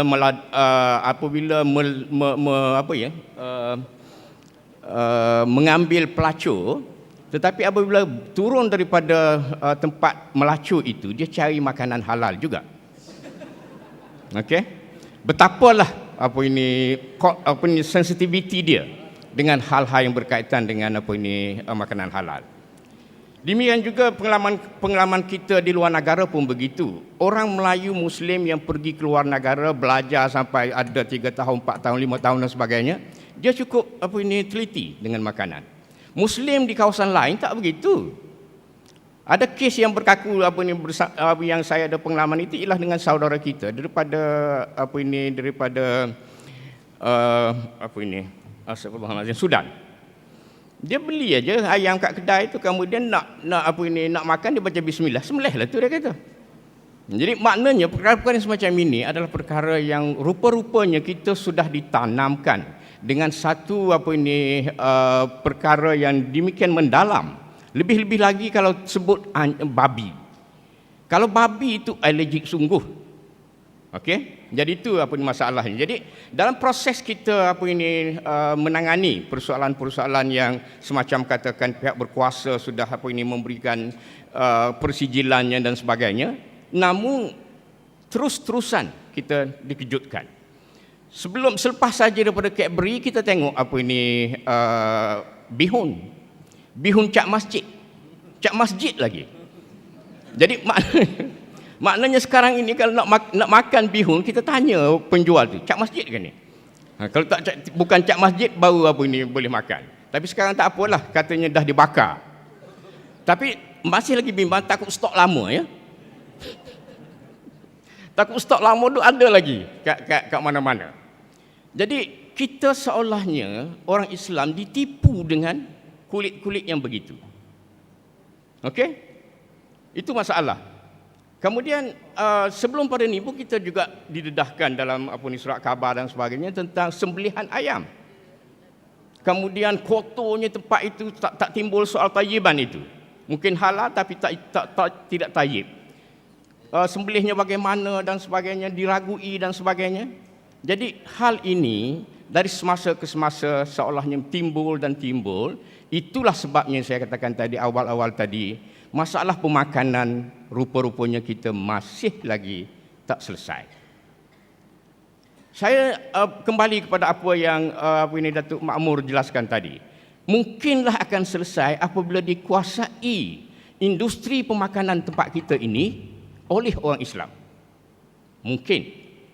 Tapi saya masih ragu juga. Bukan betul sangat orang Islam pun. Di situ saya kena tambah satu lagi, integriti. Kalau dia Muslim, integritinya mesti tinggi. Komitmennya dengan agama juga mesti tinggi. Ini perkaranya. Jadi dua-dua ini kalau dipadukan, penguasaan industri pemakanan oleh orang Islam dan integritinya tinggi, insya-Allah kita akan boleh selesai. Kalau tidak, kita dari semasa ke semasa akan selalu berdepan dengan hal yang sebegini. Jadi kedua-dua ini adalah perkara yang payah untuk dilaksanakan sekarang. Nak mengalihkan industri pemakanan itu kepada orang Melayu Muslim, itu bukan kerja mudah tu. Mungkin UKM holding boleh ambil sedikit sebanyak tindakan lah kot. Buat mi ke buat apa ke untuk tangani masalah. Sebab mi pun katanya ada masalah juga. Saya pun tak tahu lah itu ada masalah, ini ada masalah. Jadi akhirnya kita makan sajalah. Kalau tak makan kan satu hal pula. Jadi masalahnya atau apa yang saya jelaskan itu adalah tak selesai tentang perkara ini. Tentang integriti itu saya lihat, misal katakan sekarang ini yang terlibat di dalam proses diesel subsidi ini, itu orang bukan Islam belaka ke? Orang bukan Islam belaka ke? Tak. Orang Islam juga buat kerja tu. Masalah di situ adalah integritinya. Jadi maknanya kedua-dua ini kita perlu. Adanya peluang saja orang Melayu Muslim sekarang ini, dia ambil saja peluang tu. Dia tak kira sangat kau-kau yang selain daripada apa yang dia dapat tu. Kesegeraan yang dia dapat itu yang diperlukan. Itu dua perkara yang saya nak tegaskan sebelum saya pergi lebih jauh lagi. Pertamanya, masalah yang menjadi kelam kabut ini saya kira mungkin juga dari segi positifnya ada. Betapa concernnya orang Melayu Muslim terhadap pemakanan mereka. Sebagaimana saya 2 bulan lepas ke sebulan lepas menghadiri satu program di dalam bilik Senat kita itu tentang natrah. Di mana hasil pada natrah itu orang Islam semacam bersatu untuk nak menentang orang yang bukan Islam dari segi keagamaan yang berkaitan dengan natrah tersebut. Jadi sekarang ini kes yang berhubung dengan pemakanan ini juga barangkali boleh begitulah kot. Dia terlalu concern lalu menjadi kalau macam yang Haji Hakimah kata tadi, kena tenang dulu. Demikian juga tentang doktor apa ya? juga mengatakan kita tenang dulu. Tetapi orang Melayu ini mungkin tak boleh tenang mengamatnya. Kerana ini ada kaitan dengan soal pemakanan. Ini ada unsur positif gamaknya lah. Tapi itu kena lihat secara lebih mendalam lah betul-betul positif atau tidak. Namun saya kira perkara ini boleh menjadi mudah sedikit seandainya orang Melayu Muslim ini ataupun orang atau Malaysia ini patuh kepada otoriti. Itu perkaranya. Dalam misal katakan saya terlibat hampir 1 dekad dengan majlis fatwa ini, memang kita mengeluarkan pandangan fatwa. Itu pun satu perkara lah. Muzakarah fatwa kebangsaan tak boleh menguatkuasakan fatwa. Dia cuma memberi pandangan fatwa. Sebab yang boleh menguatkuasakan fatwa itu ialah negeri. Kita bincang-bincang, kemudian serahlah kepada negeri. Tetapi dalam jawatan kuasa itu setiap mufti dah ada dalam itulah. Tetapi yang berlaku apabila mufti itu balik ke negeri dia tak mesti terima. Hak dia dah terima. Dalam muzakarah di peringkat kebangsaan, dia tak mesti terima. Malah dia popek-popek dah ada. Pun ada. Saya dapat maklumat lah. Jadi persoalan yang kita misal katakan bagikan soal fatwa, saya katakan saja perkara yang sudah agak klasik dari segi umat Islam di Malaysia inilah tentang kafir mengkafir. Kenapa masalah ini tak selesai-selesai? Fatwa sudah jelas tidak membolehkan. Kenapa tak patuh kepada otoriti? Itu yang saya maksudkan. Dia tak tengok fatwa tu. Dia ambil fatwa hak lain. Nah, itu ada kaitan dengan soal politik dan sebagainya. Dan saya sekarang ini sedang mengendalikan focus group discussion untuk satu penyelidikan saya dengan melibatkan pelbagai pihak termasuk ahli politiknya, termasuk ahli perubatannya dan sebagainya. Sememangnya semalam ini apabila kita bercakap tentang kafir mengkafir itu dari segi fatwanya, kita tanya ahli politik, dia kata orang PAH kata dia bukan ada satu fatwa ataupun satu pandangan yang muktamad daripada kumpulan atas di dalam PAS itu mengatakan orang-orang UMNO itu adalah kafir. Tak ada. Tapi yang berlaku itu ialah tafsiran-tafsiran di bawah, kemudian dia akan senyap waktu tidak pilihan raya, dia akan muncul balik kalau ada pilihan raya. Sama ada pilihan raya itu besar ataupun pilihan raya itu kecil. Yang kadang-kadang yang kecil itu lebih hebat daripada yang besar. Itu yang kita boleh lihat. Tak selesai. Sampai sekarang pun ada lagi perkara yang sedemikian. Kalau dia patuh kepada fatwa, dah selesai. Kita tak timbul berbalah-balah dari segi yang atau sebegini dan sebagainya, tidak melihat dari segi perpaduan, tidak melihat dari segi ukhuwah dan sebagainya. Pengurusi, saya dah naik angin ni. Kalau dah misal katakan nak suruh saya berhenti, suruhlah saya berhenti ya. Ini kita hormat, ini majlis pengurusi. Itu satu. Kemudian kes kalimah Allah pun begitu. Fatwanya sudah jelas kalimah Allah. Ini yang lari sikit daripada pemakanan ya. Tapi aspeknya apa ini masih juga misal katakan pemakanan pun begitu. Misal katakan apa ini fatwanya sudah ada. Kalau babi itu tak perlu difatwakan. Quran pun dah ada. Arab pun tak perlu difatwakan. Tetapi mungkin apa ini misal katakan persoalannya sekarang ini ialah DNA babi. DNA babi ni pun akhir-akhir ni yang kita dengar pun. Kemudian yang apa ini waktu saya kecil-kecil dulu tak bunyi pun. Mungkin waktu tu saya tak tahulah sama ada kita makan ke tak makan ke. Itu yang kadang-kadang saya apa ini terfikir juga. Ada dua pemuda dan pemudi couple daripada yang non muslim itu yang masukkan ke dalam apa ni website dia ke Facebook dia, YouTube dia. Tak ikutlah YouTube ke iTube ke mana-mana lah.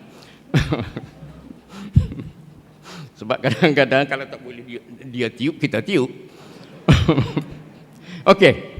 Jadi maknanya sekarang ini ditangkapnya, dihadapkan mahkamah dan sebagainya. Sebab apa?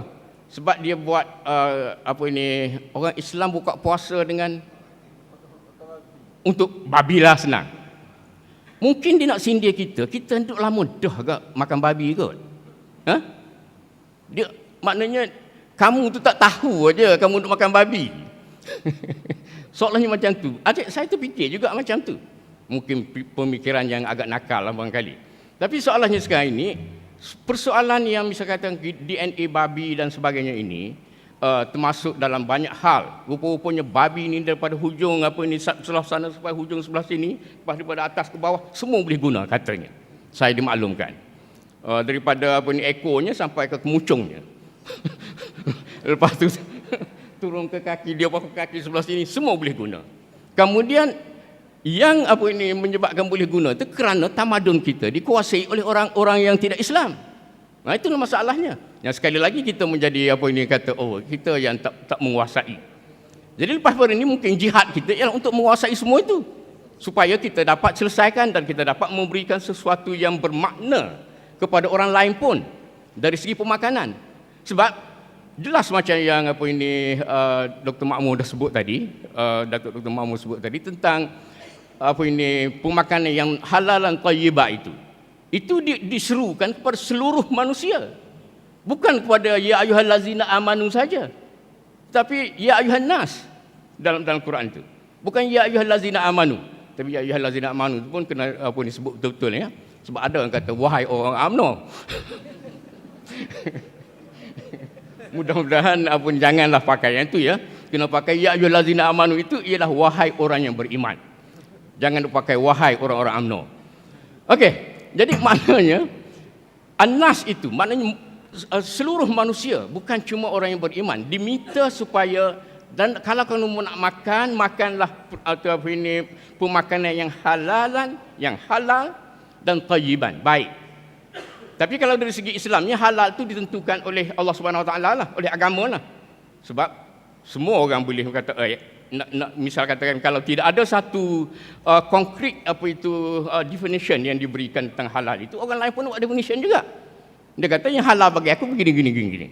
Babi termasuk halal bagi dia misalnya. Tapi tidak, yang kita maksudkan ini halal dan thayyiban seperti mana yang Allah Subhanahu Wa Taala minta tersebut. Artinya kalau kita kuasai, kita boleh maknanya memberikan rahmat juga kepada orang yang bukan Islam itu supaya makan makanan yang halal dan thayyibah itu. Sebab halal dan thayyibah ini ada kaitan dengan soal falsafahnya, ada kaitan dengan soal manusia itu sendiri adalah khilafah. Manusia itu adalah khalifah dan manusia itu juga adalah apa ini hamba. Tentang ubudiyah dan khilafah di situ. Maknanya orang yang misal katakan nak jadi khalifah dan juga nak beriman, nak melakukan ibadah secara yang betul dalam kehidupan ini, mestilah memakan makanan yang halal dan bersih. Soalnya begitu. Kalau tidak, dia akan keliru. Kalau tidak, sebab pemakanan yang kita makan itu dari segi pandangan Islam tidak cuma menumbuhkan fizikal kita, tetapi juga merangkumi aspek spiritual kita. Jadi maknanya sekarang ni kalau kita duk makan just untuk nak gemukkan diri saja, itu tak betul. Kita juga bersama-sama mengamalkan itu, hendaklah kita mengembangkan potensi spiritual kita. Soalnya begitu yang diperlukan. Artinya Allah SWT mahu manusia yang sehat dari segi fizikalnya dan sejahtera dari segi spiritualnya. Inilah orang yang sepatutnya menjadi khilafah, menjadi khalifah. Inilah orang yang sepatutnya melakukan ataupun ubudiyah kepada Allah SWT. Itu dari segi falsafahnya lah kenapa Allah SWT meminta orang-orang manusia itu makan makanan yang halal dan juga baik. Itu perkaranya. Okey, seterusnya lagi ini ada satu poin lagi lah. InsyaAllah satu saja lagi. Ini satu poin ini mungkin dalam 15 minit gitulah. Okey, poinnya sekarang ini ialah yang juga ditanya pada saya. Ditanya itu menerusi soalan sini lah. Tak terungkap sangat dalam apa yang pengurusi kata tadi. Jadi saya nak jawab juga dengan ini. Takut kecewa pula pengurusi. Jadi dalam ni dia kata perkaranya ialah ada kemungkinan masalah-masalah yang timbul ini ialah kerana masalah bagaimana kita mengurus maklumat. Okey? Dalam kata lain, bagaimana kita mengurus maklumat dan maklumat itu seterusnya menjadi tunjuk apa tu? Tak ada masalah ya? Okey. Sebab kalau pelajar saya memang saya tanya semua tu. Kalau dia tengok jam, pun kata jam saya lebih mahal daripada jam kamu. Kalau orang yang pernah ikut punya kuliah saya macam itulah. Okey. Jadi sekarang ni balik kepada apa yang saya sebutkan tadi itu, memang pengurusan maklumat dan maklumat itu sebenarnya kadang-kadang tu sampah maklumat saja. Bukan mesti ilmu lagi. Sebab sekarang ni pun kita katakan zaman ledakkan maklumat. Maklumat macam-macam ada. Tetapi hak tak betul, hak mengumpat orang, dan sekarang ni pun mengumpat orang berskala global ya. Kalau dulu just tepi-tepi tangga ke apa kita mengumpat. Tapi sekarang ini masuk dalam internet dan sebagainya, dia berskala global. Soalannya begitu. Sebab itu yang pengurusi tadi membaca tentang ayat in ja'akum fasikum binaba'in fatabayyanu.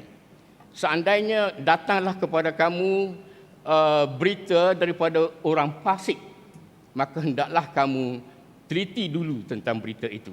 Tapi dia ada fasik itu, orang fasik. Kalau orang yang tak fasik tak apalah. Jadi sebenarnya ramai kedak orang fasik sekarang. Lambat-lambatlah orang fasik.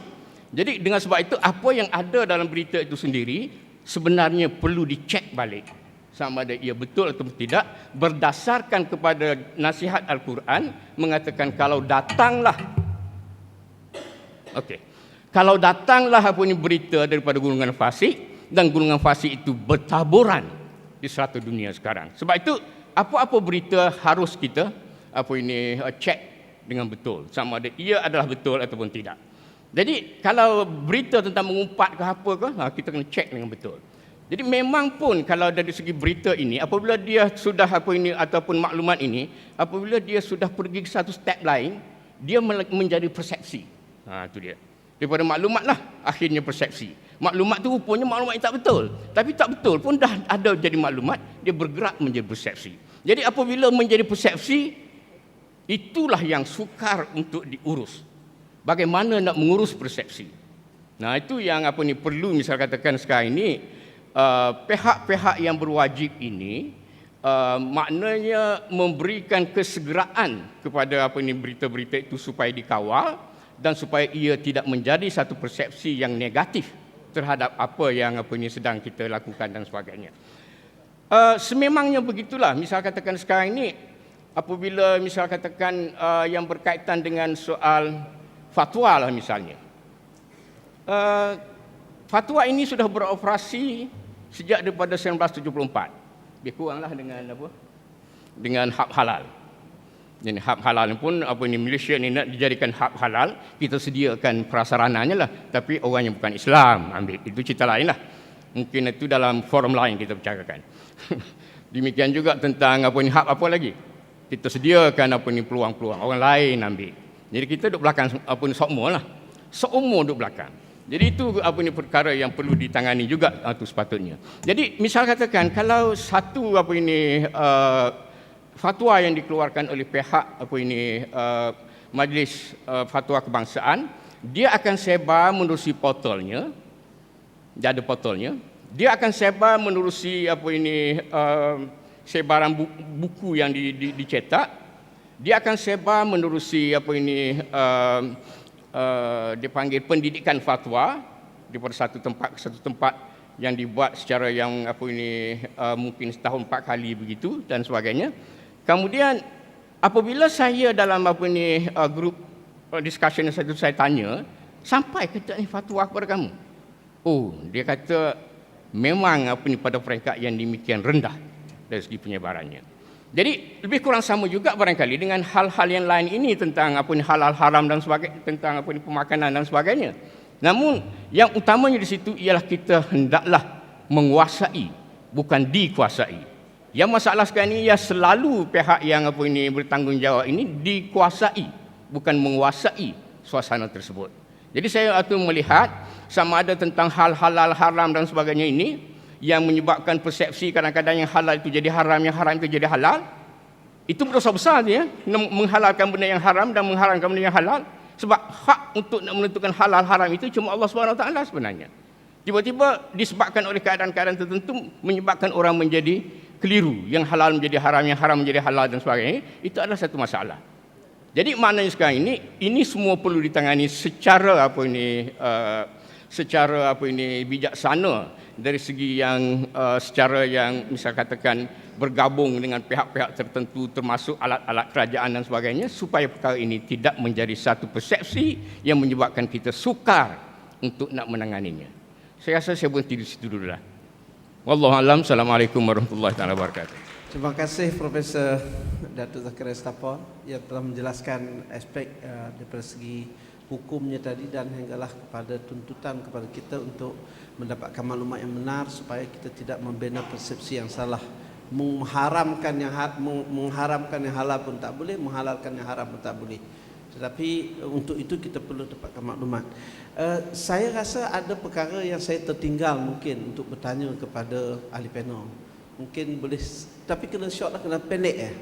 Kalau ada yang terasa bahawa ada saya tertinggal, sebab saya ingin sekali supaya kalau boleh, tapi memang tak boleh. Harapan dalam peminda selepas ini kita selesai masalah ini. Maknanya jangan lagi bangkit, sebab Islam ini hari ini letak di kandang orang salah.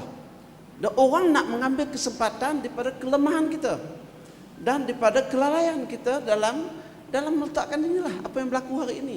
Yang diadili itu bukan Cadbury-nya. Yang diadili itu Islam. Yang cuba diperlekeh dan dipelecehnya itu Islam. Tetapi yang gagal untuk melaksanakan itu manusia. Ketidaksungguhan dan sebagainya. Jadi saya nak minta, bukan nak minta lah, kalau ada lah, tapi cuba cukup ringkas dan terus mukakan soalan. Saya tak nak tepuk bersapa, tapi mungkin yang lain juga boleh jawab. Dipersilakan. Ya, sila. Assalamualaikum warahmatullahi wabarakatuh. Saya Syekh Muhsin Syekh Yusof daripada Najm Media Corporation. Berkenaan dengan saya ada dua soalan. Adakah benar pihak Cadbury bebas dan ataupun tidak pernah menggunakan DNA babi dalam produk mereka? Soalan itu saya tujukan khusus kepada Puan Hajah Hakimah Muhammad Yusof. Soalan saya yang kedua, hadis ada berbunyi al-fitnatu na'imatun la'anallahu man ayqadhaha. Fitnah itu bersifat tidur dan Allah melaknat orang-orang yang mencetuskan, membangkitkan fitnah. Ramai kita tengok dalam Facebook, dalam dunia media kita sekarang ni, ramai ustaz-ustaz, mufti-mufti yang tiba-tiba menjadi mufti instan, mufti segera, ataupun ustaz-ustaz copy paste. Apakah tindakan pihak kerajaan, terutama JAKIM yang kita harapkan sangat kepada institusi memegang tentang hal ehwal isu agama, mengambil tindakan khusus kepada penuduh-penuduh yang mengatakan Cadbury menggunakan DNA haram dalam produk mereka? Sebab mereka, kalaulah mereka Cadbury ini benar mengatakan mereka bebas, maka mereka perlu dibela. Islam membela orang yang zalim, yang kena zalim. Dan orang yang mencetuskannya, di manakah pihak kerajaan perlu mengambil tindakan khusus supaya tidak merebaknya yang dikatakan umpatan ataupun fitnah bersifat global. Yang kedua, soalan saya ditujukan kepada Al-Fadhil Profesor Datuk Zakaria Mustafa berkenaan dengan fatwa. Kita mendengar dua Islam memberi pandangan fatwa versus mengesahkan pandangan fatwa. Sampai bila apabila pengesahan fatwa oleh ahli majlis panel fatwa mengatakan fatwa macam ni dan balik kepada kerajaan negeri dan mufti-mufti akan bercakap fatwa ikut pandangan mereka, sedangkan telah diittifaqkan mungkin dan mereka menyalahi kaedah ittifaq mungkin. Jadi sampai bila kita nak membuat penyelarasan fatwa, dan saya pernah dengar katanya pernah diwujudkan, dicadangkan kepada institusi diraja untuk diadakan majlis khusus, itu majlis mufti negara, tetapi wallahu alam katanya telah ditolak. Dan kita beramat sedih tentang fatwa Malaysia. Kita tidak seperti Brunei. Brunei dia ada irsyad hukum, dia ada fatwa setiap tahun bermula tahun 92. JAKIM dan juga fatwa Majlis Fatwa Malaysia belum lagi mengeluarkan buku-buku panduan khusus untuk masyarakat kita yang bermazhab Syafi'i ataupun dalam 4 mazhab yang lain. Wallahu alam. Assalamualaikum warahmatullahi wabarakatuh. Seperti yang saya jelaskan, memang kita jelas dan kita yakin bahawa Cadbury sekarang adalah bebas daripada apa-apa DNA babi, sebab kita telah menyiasat dan meneliti dengan kita kata detail, dan kami di JAKIM memang kita yakin, dan saya yakin apa yang kami buat di JAKIM itulah sepatutnya pihak pengguna meyakini juga. Okay. Jadi memang tomahan dan tuduhan yang berbagai di luar sana memang banyak, baik terhadap Cadbury sendiri maupun terhadap JAKIM sendiri, dan secara tidak langsung mengkritik institusi agama secara tidak langsung. Dan ini memang memberi kesan negatif yang sangat banyak sebenarnya pada kredibiliti JAKIM dan juga pensijilan halal Malaysia di luar negara pun sebenarnya.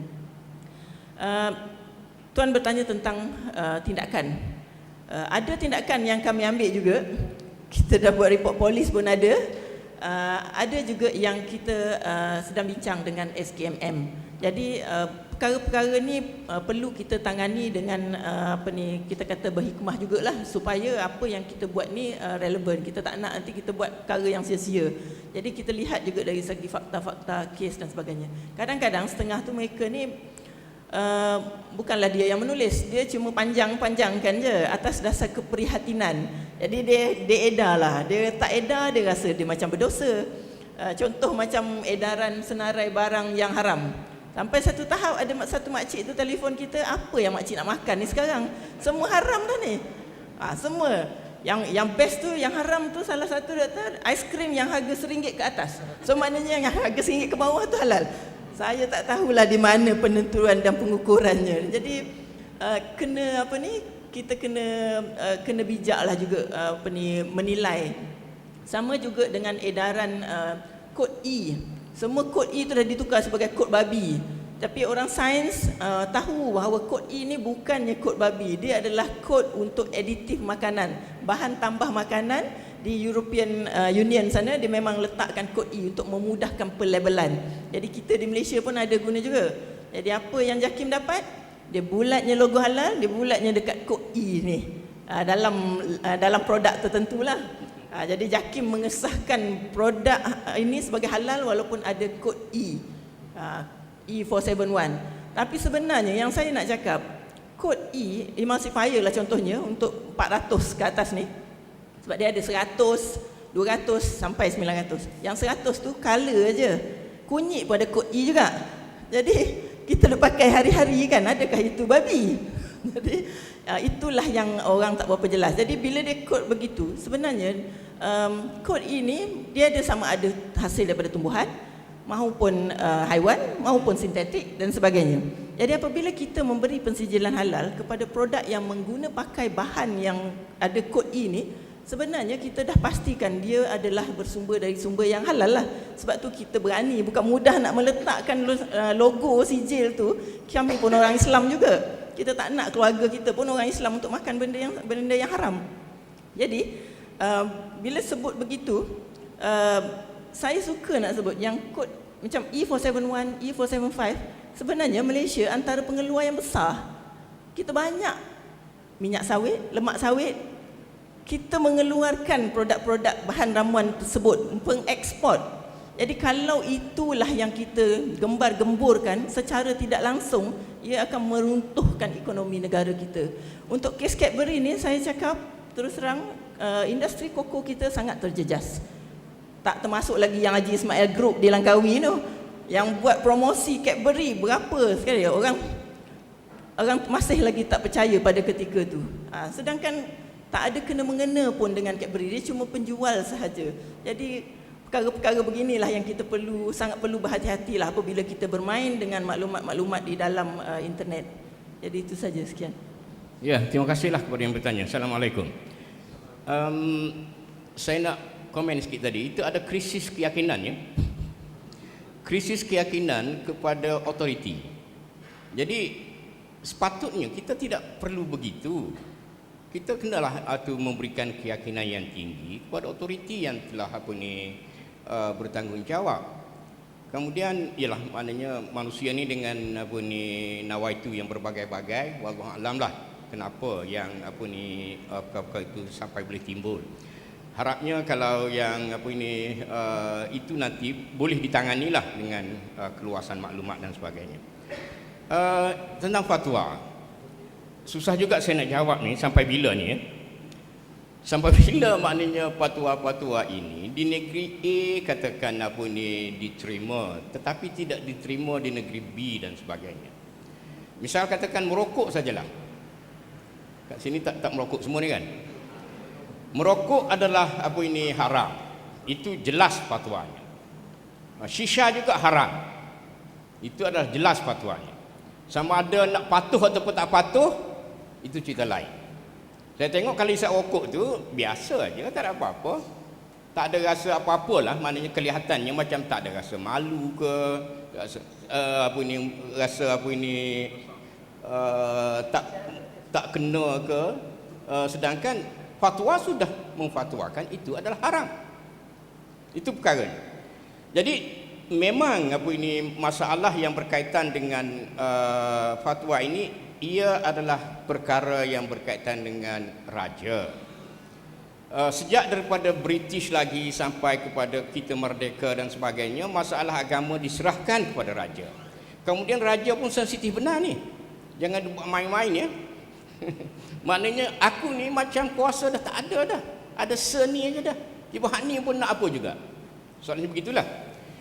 Tapi memang kita sentiasa bincang perkara tersebut pun, dan memang kita faham ahli masyarakat rasa tidak selesa dengan keadaan yang sedemikian.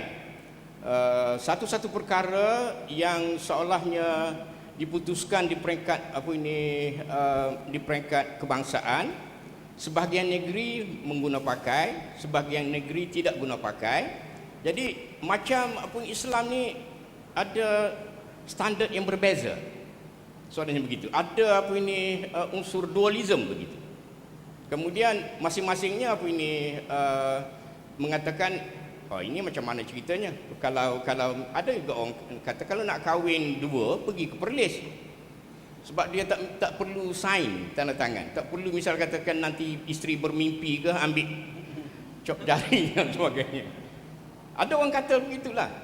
Jadi itu perkaranya yang berkaitan dengan ini, dan perlu tangani dengan bijaksana juga, dan sedang dari satu masa ke satu masa menerusi MKI ini ahli MKI pun ada kat sini. Kemudian menerusi perjumpaan-perjumpaan kita. Kami selalu kalau mesyuarat di negeri mana-mana kami pergi menghadap raja. Nak menghubungkan secara rapat. Dan dalam keadaan yang rapat tu misalnya naklah masuk jarum-jarum sikit sebanyak. Sama-samalah kita berdoa, ya, insya-Allah. Kemudian tentang mufti negara, ini pun tak menjadi satu kenyataan lagi lah, walaupun sudah disebut. Dan sememangnya kita nak supaya institusi mufti ini satu institusi yang dihormati. Sebab kalau tidak nanti akan timbullah keyakinan tadi, krisis keyakinan tu. Macam sekarang ni yang selalu timbul adalah apabila satu-satu fatwa yang dikeluarkan itu ada kaitan dengan politik. Ini pun soalnya bukan politik dalam pengertian yang purely politik, tapi orang orang Malaysia sekarang ini mengatakan kerajaan itu ialah parti dan parti itu adalah kerajaan. Sepatutnya apabila dah jadi kerajaan tak timbul seapati lagi. Ni Aziz, bukan ni Aziz kan ni, apa ni orang lain, Khalid apa, Tan Sri Khalid Ibrahim dah jadi menteri besar. Dia menteri besar kepada orang UMNO, kepada orang PAS, kepada orang apa lagi, DAP dan sebagainya. Sepatutnya begitu ya. Tetapi dalam keadaan sekarang tidak. Orang melihat kalau misal katakan apa ni yang memerintah itu Barisan Nasional, maknanya kerajaan itu adalah kerajaan Barisan Nasional, bukan kerajaan Malaysia. Itu kedudukannya. Sepatutnya apa ini, kalau dah misal katakan PM selalu juga kata saya ni adalah Perdana Menteri kepada semua orang. Walaupun dalam setengah-setengah keadaan apabila pergi apa ni kempen pilihan raya, dia kata hendaklah bersama-sama dengan kerajaan pusat memudahkan apa ni saluran dan sebagainya. Itu adalah jenis politik ataupun apa ni senario politik yang ada di negara kita. Jadi dengan sebab itu maknanya unsur-unsur misalnya katakan mufti-mufti ini, kadang-kadang saya selalu sebutkan kita tidak cuma sepatutnya tidak cuma dilihat tidak benar-benar apa ni ahli suatu parti, tetapi jangan dilihat sebagai ahli satu parti juga. Soalnya begitu, supaya dia dihormati oleh semua. Jangan sampai maknanya itu betul lah tu apa ini mufti UMNO. Sebenarnya mufti itu dilantik oleh raja, dan raja itu sebenarnya sudah mengatasi UMNO, PAS dan apa DAP dan sebagainya. Tapi struktur itu tidak memberi kesan kepada apa ini, dan di situ apa ni antara perkara yang menyebabkan institusi mufti itu menjadi apa ni terkebawah dan sebagainya, ada krisis keyakinan dan sebagainya. Jadi satu lagi itu buku. Saya pun tak tahulah buku yang macam mana yang dimaksudkan oleh apa ni tuan petanya itu berkaitan dengan apa ni negeri Brunei itu. Yang hak kita adanya ni adalah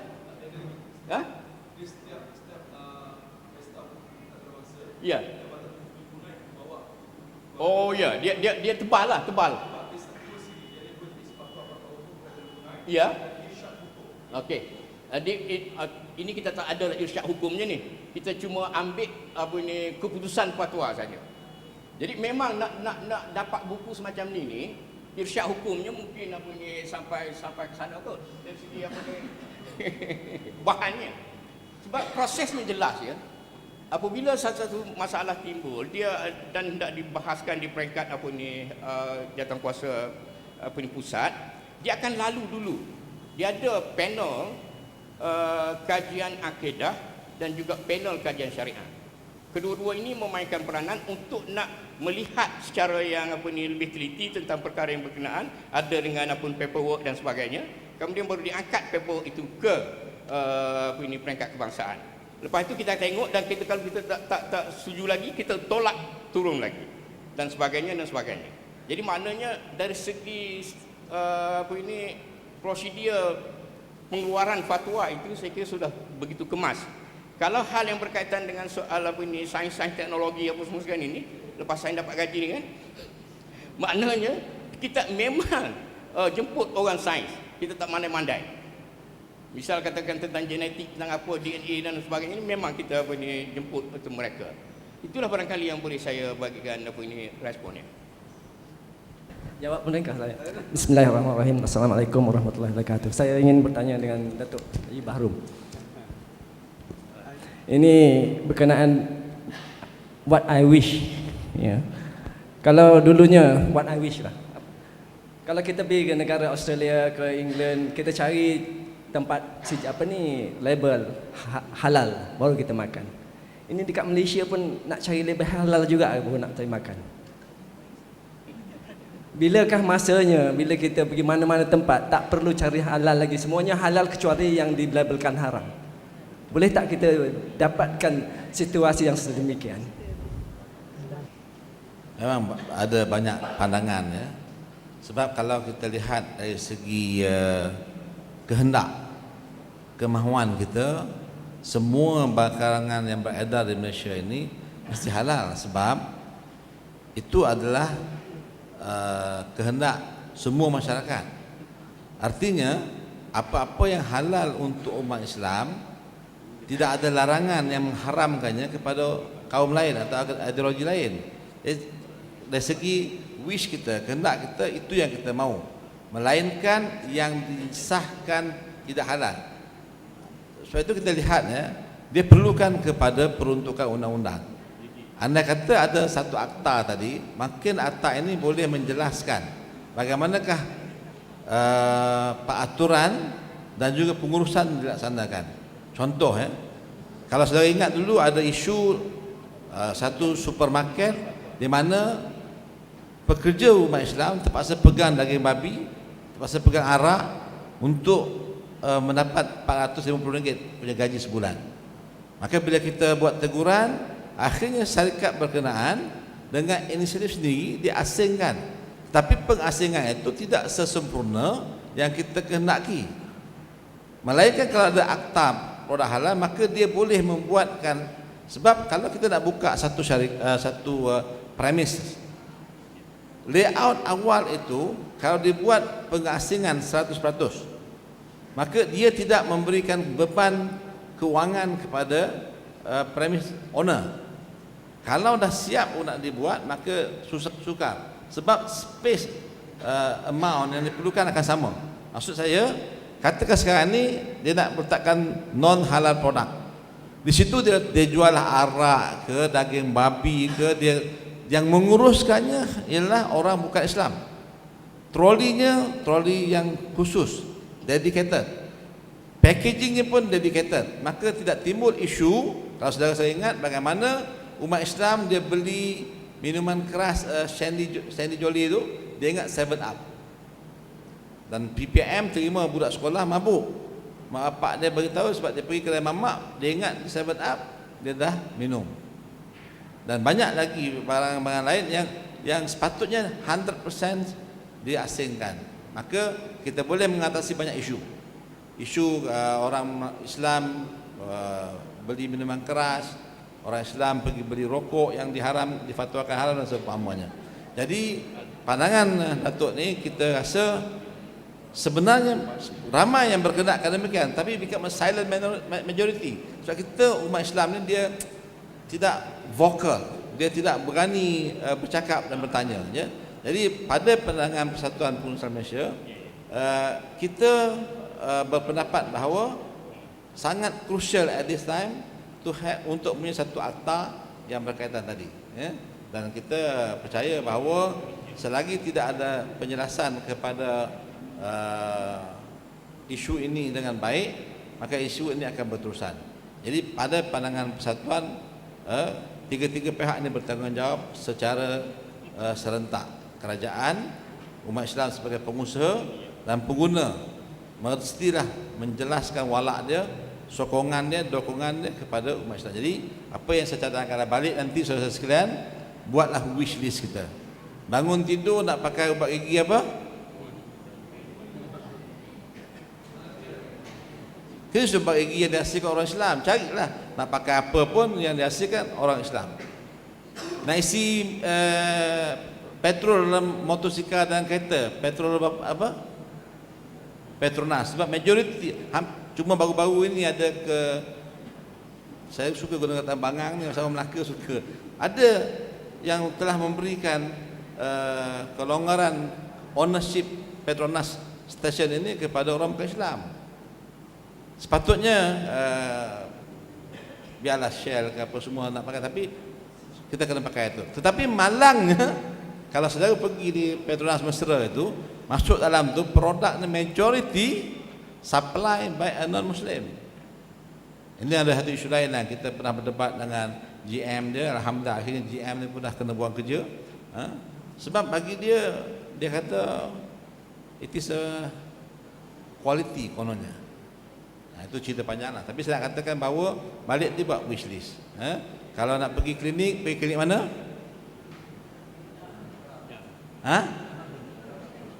Pergi klinik orang Islam. Tapi Petronas sebagai satuan negara sendiri tahu, dia tak bagi kepada klinik Islam. Walhal majoriti 90% petugas Petronas itu orang Islam. dibagi kepada etna genesis yang dibagi majoritinya ialah klinik-klinik orang bukan agama Islam. Jadi bagi saya ialah kita sebagai pembuat dasar, pembuat keputusan mesti bijak untuk melaksanakan bagi memenangkan umat Islam itu sendiri. Jadi saya sangat berharaplah mudah-mudahan akan ada satu conclusion yang dibawa oleh Tuan Pengerusi dan mungkin kita boleh panjangkan conclusion kita ini kepada pihak-pihak yang berkenaan, karena saya percaya bahawa pihak-pihak yang berkenaan kalau ramai orang bercerita benda yang sama, memberikan nasihat yang sama, insya-Allah dia akan menerima nasihat kata Allah. Saya tak nak tambah apa lagi sebab nanti akan merosakkan apa telah dibincang. Dan saya rasa saya ingin mengucapkan banyak terima kasih kepada ahli panel yang sudi menerima jemputan pihak Rustia, dan moga apa yang telah kita dengar tadi dia tak akan berakhir di sini dan dia akan seterusnya selagi nama manusia. Itulah masalah yang kita akan hadapi, semua kita akan hadapi, tapi kita perlukan kepada maklumat yang benar dan sahih, dan kita tak nak dengar maklumat tak benar ni. Sebab itu kita datangkan orang-orang yang boleh berautoriti membicarakan dalam bidang masing-masing ini tadi. Sekali lagi saya bagi pihak Urustia ingin melekatkan banyak terima kasih kepada ahli panel dan juga kepada barisan kepimpinan UKM ini yang telah merestui perbincangan kita pada petang ini. Moga-moga apa yang kita lakukan ini dirahmati oleh Allah SWT, diterimanya sebagai amalan saleh dan dipermudahkan segala urusan kita. Dan dengan demikian sekali lagi saya minta Tuan Nopam menunjukkan apresiasi kita lah kepada ahli panel. Dan dengan itu saya serahkan kepada Urustia. Yang dihormati para ahli panel bicara bangi, para moderator, para tetamu jemputan, sidang hadirin tuan-tuan dan puan-puan sekalian, bersyukur kita kehadrat Ilahi dengan izinnya dapat kita bersama-sama dalam bicara bangi yang julung-julung kali diadakan pada petang yang damai ini dan telah sampai kepada penghujungnya. Majlis mengucapkan jutaan terima kasih kepada semua pihak yang terlibat dan majlis mempersilakan para tetamu jemputan dan juga semua para tetamu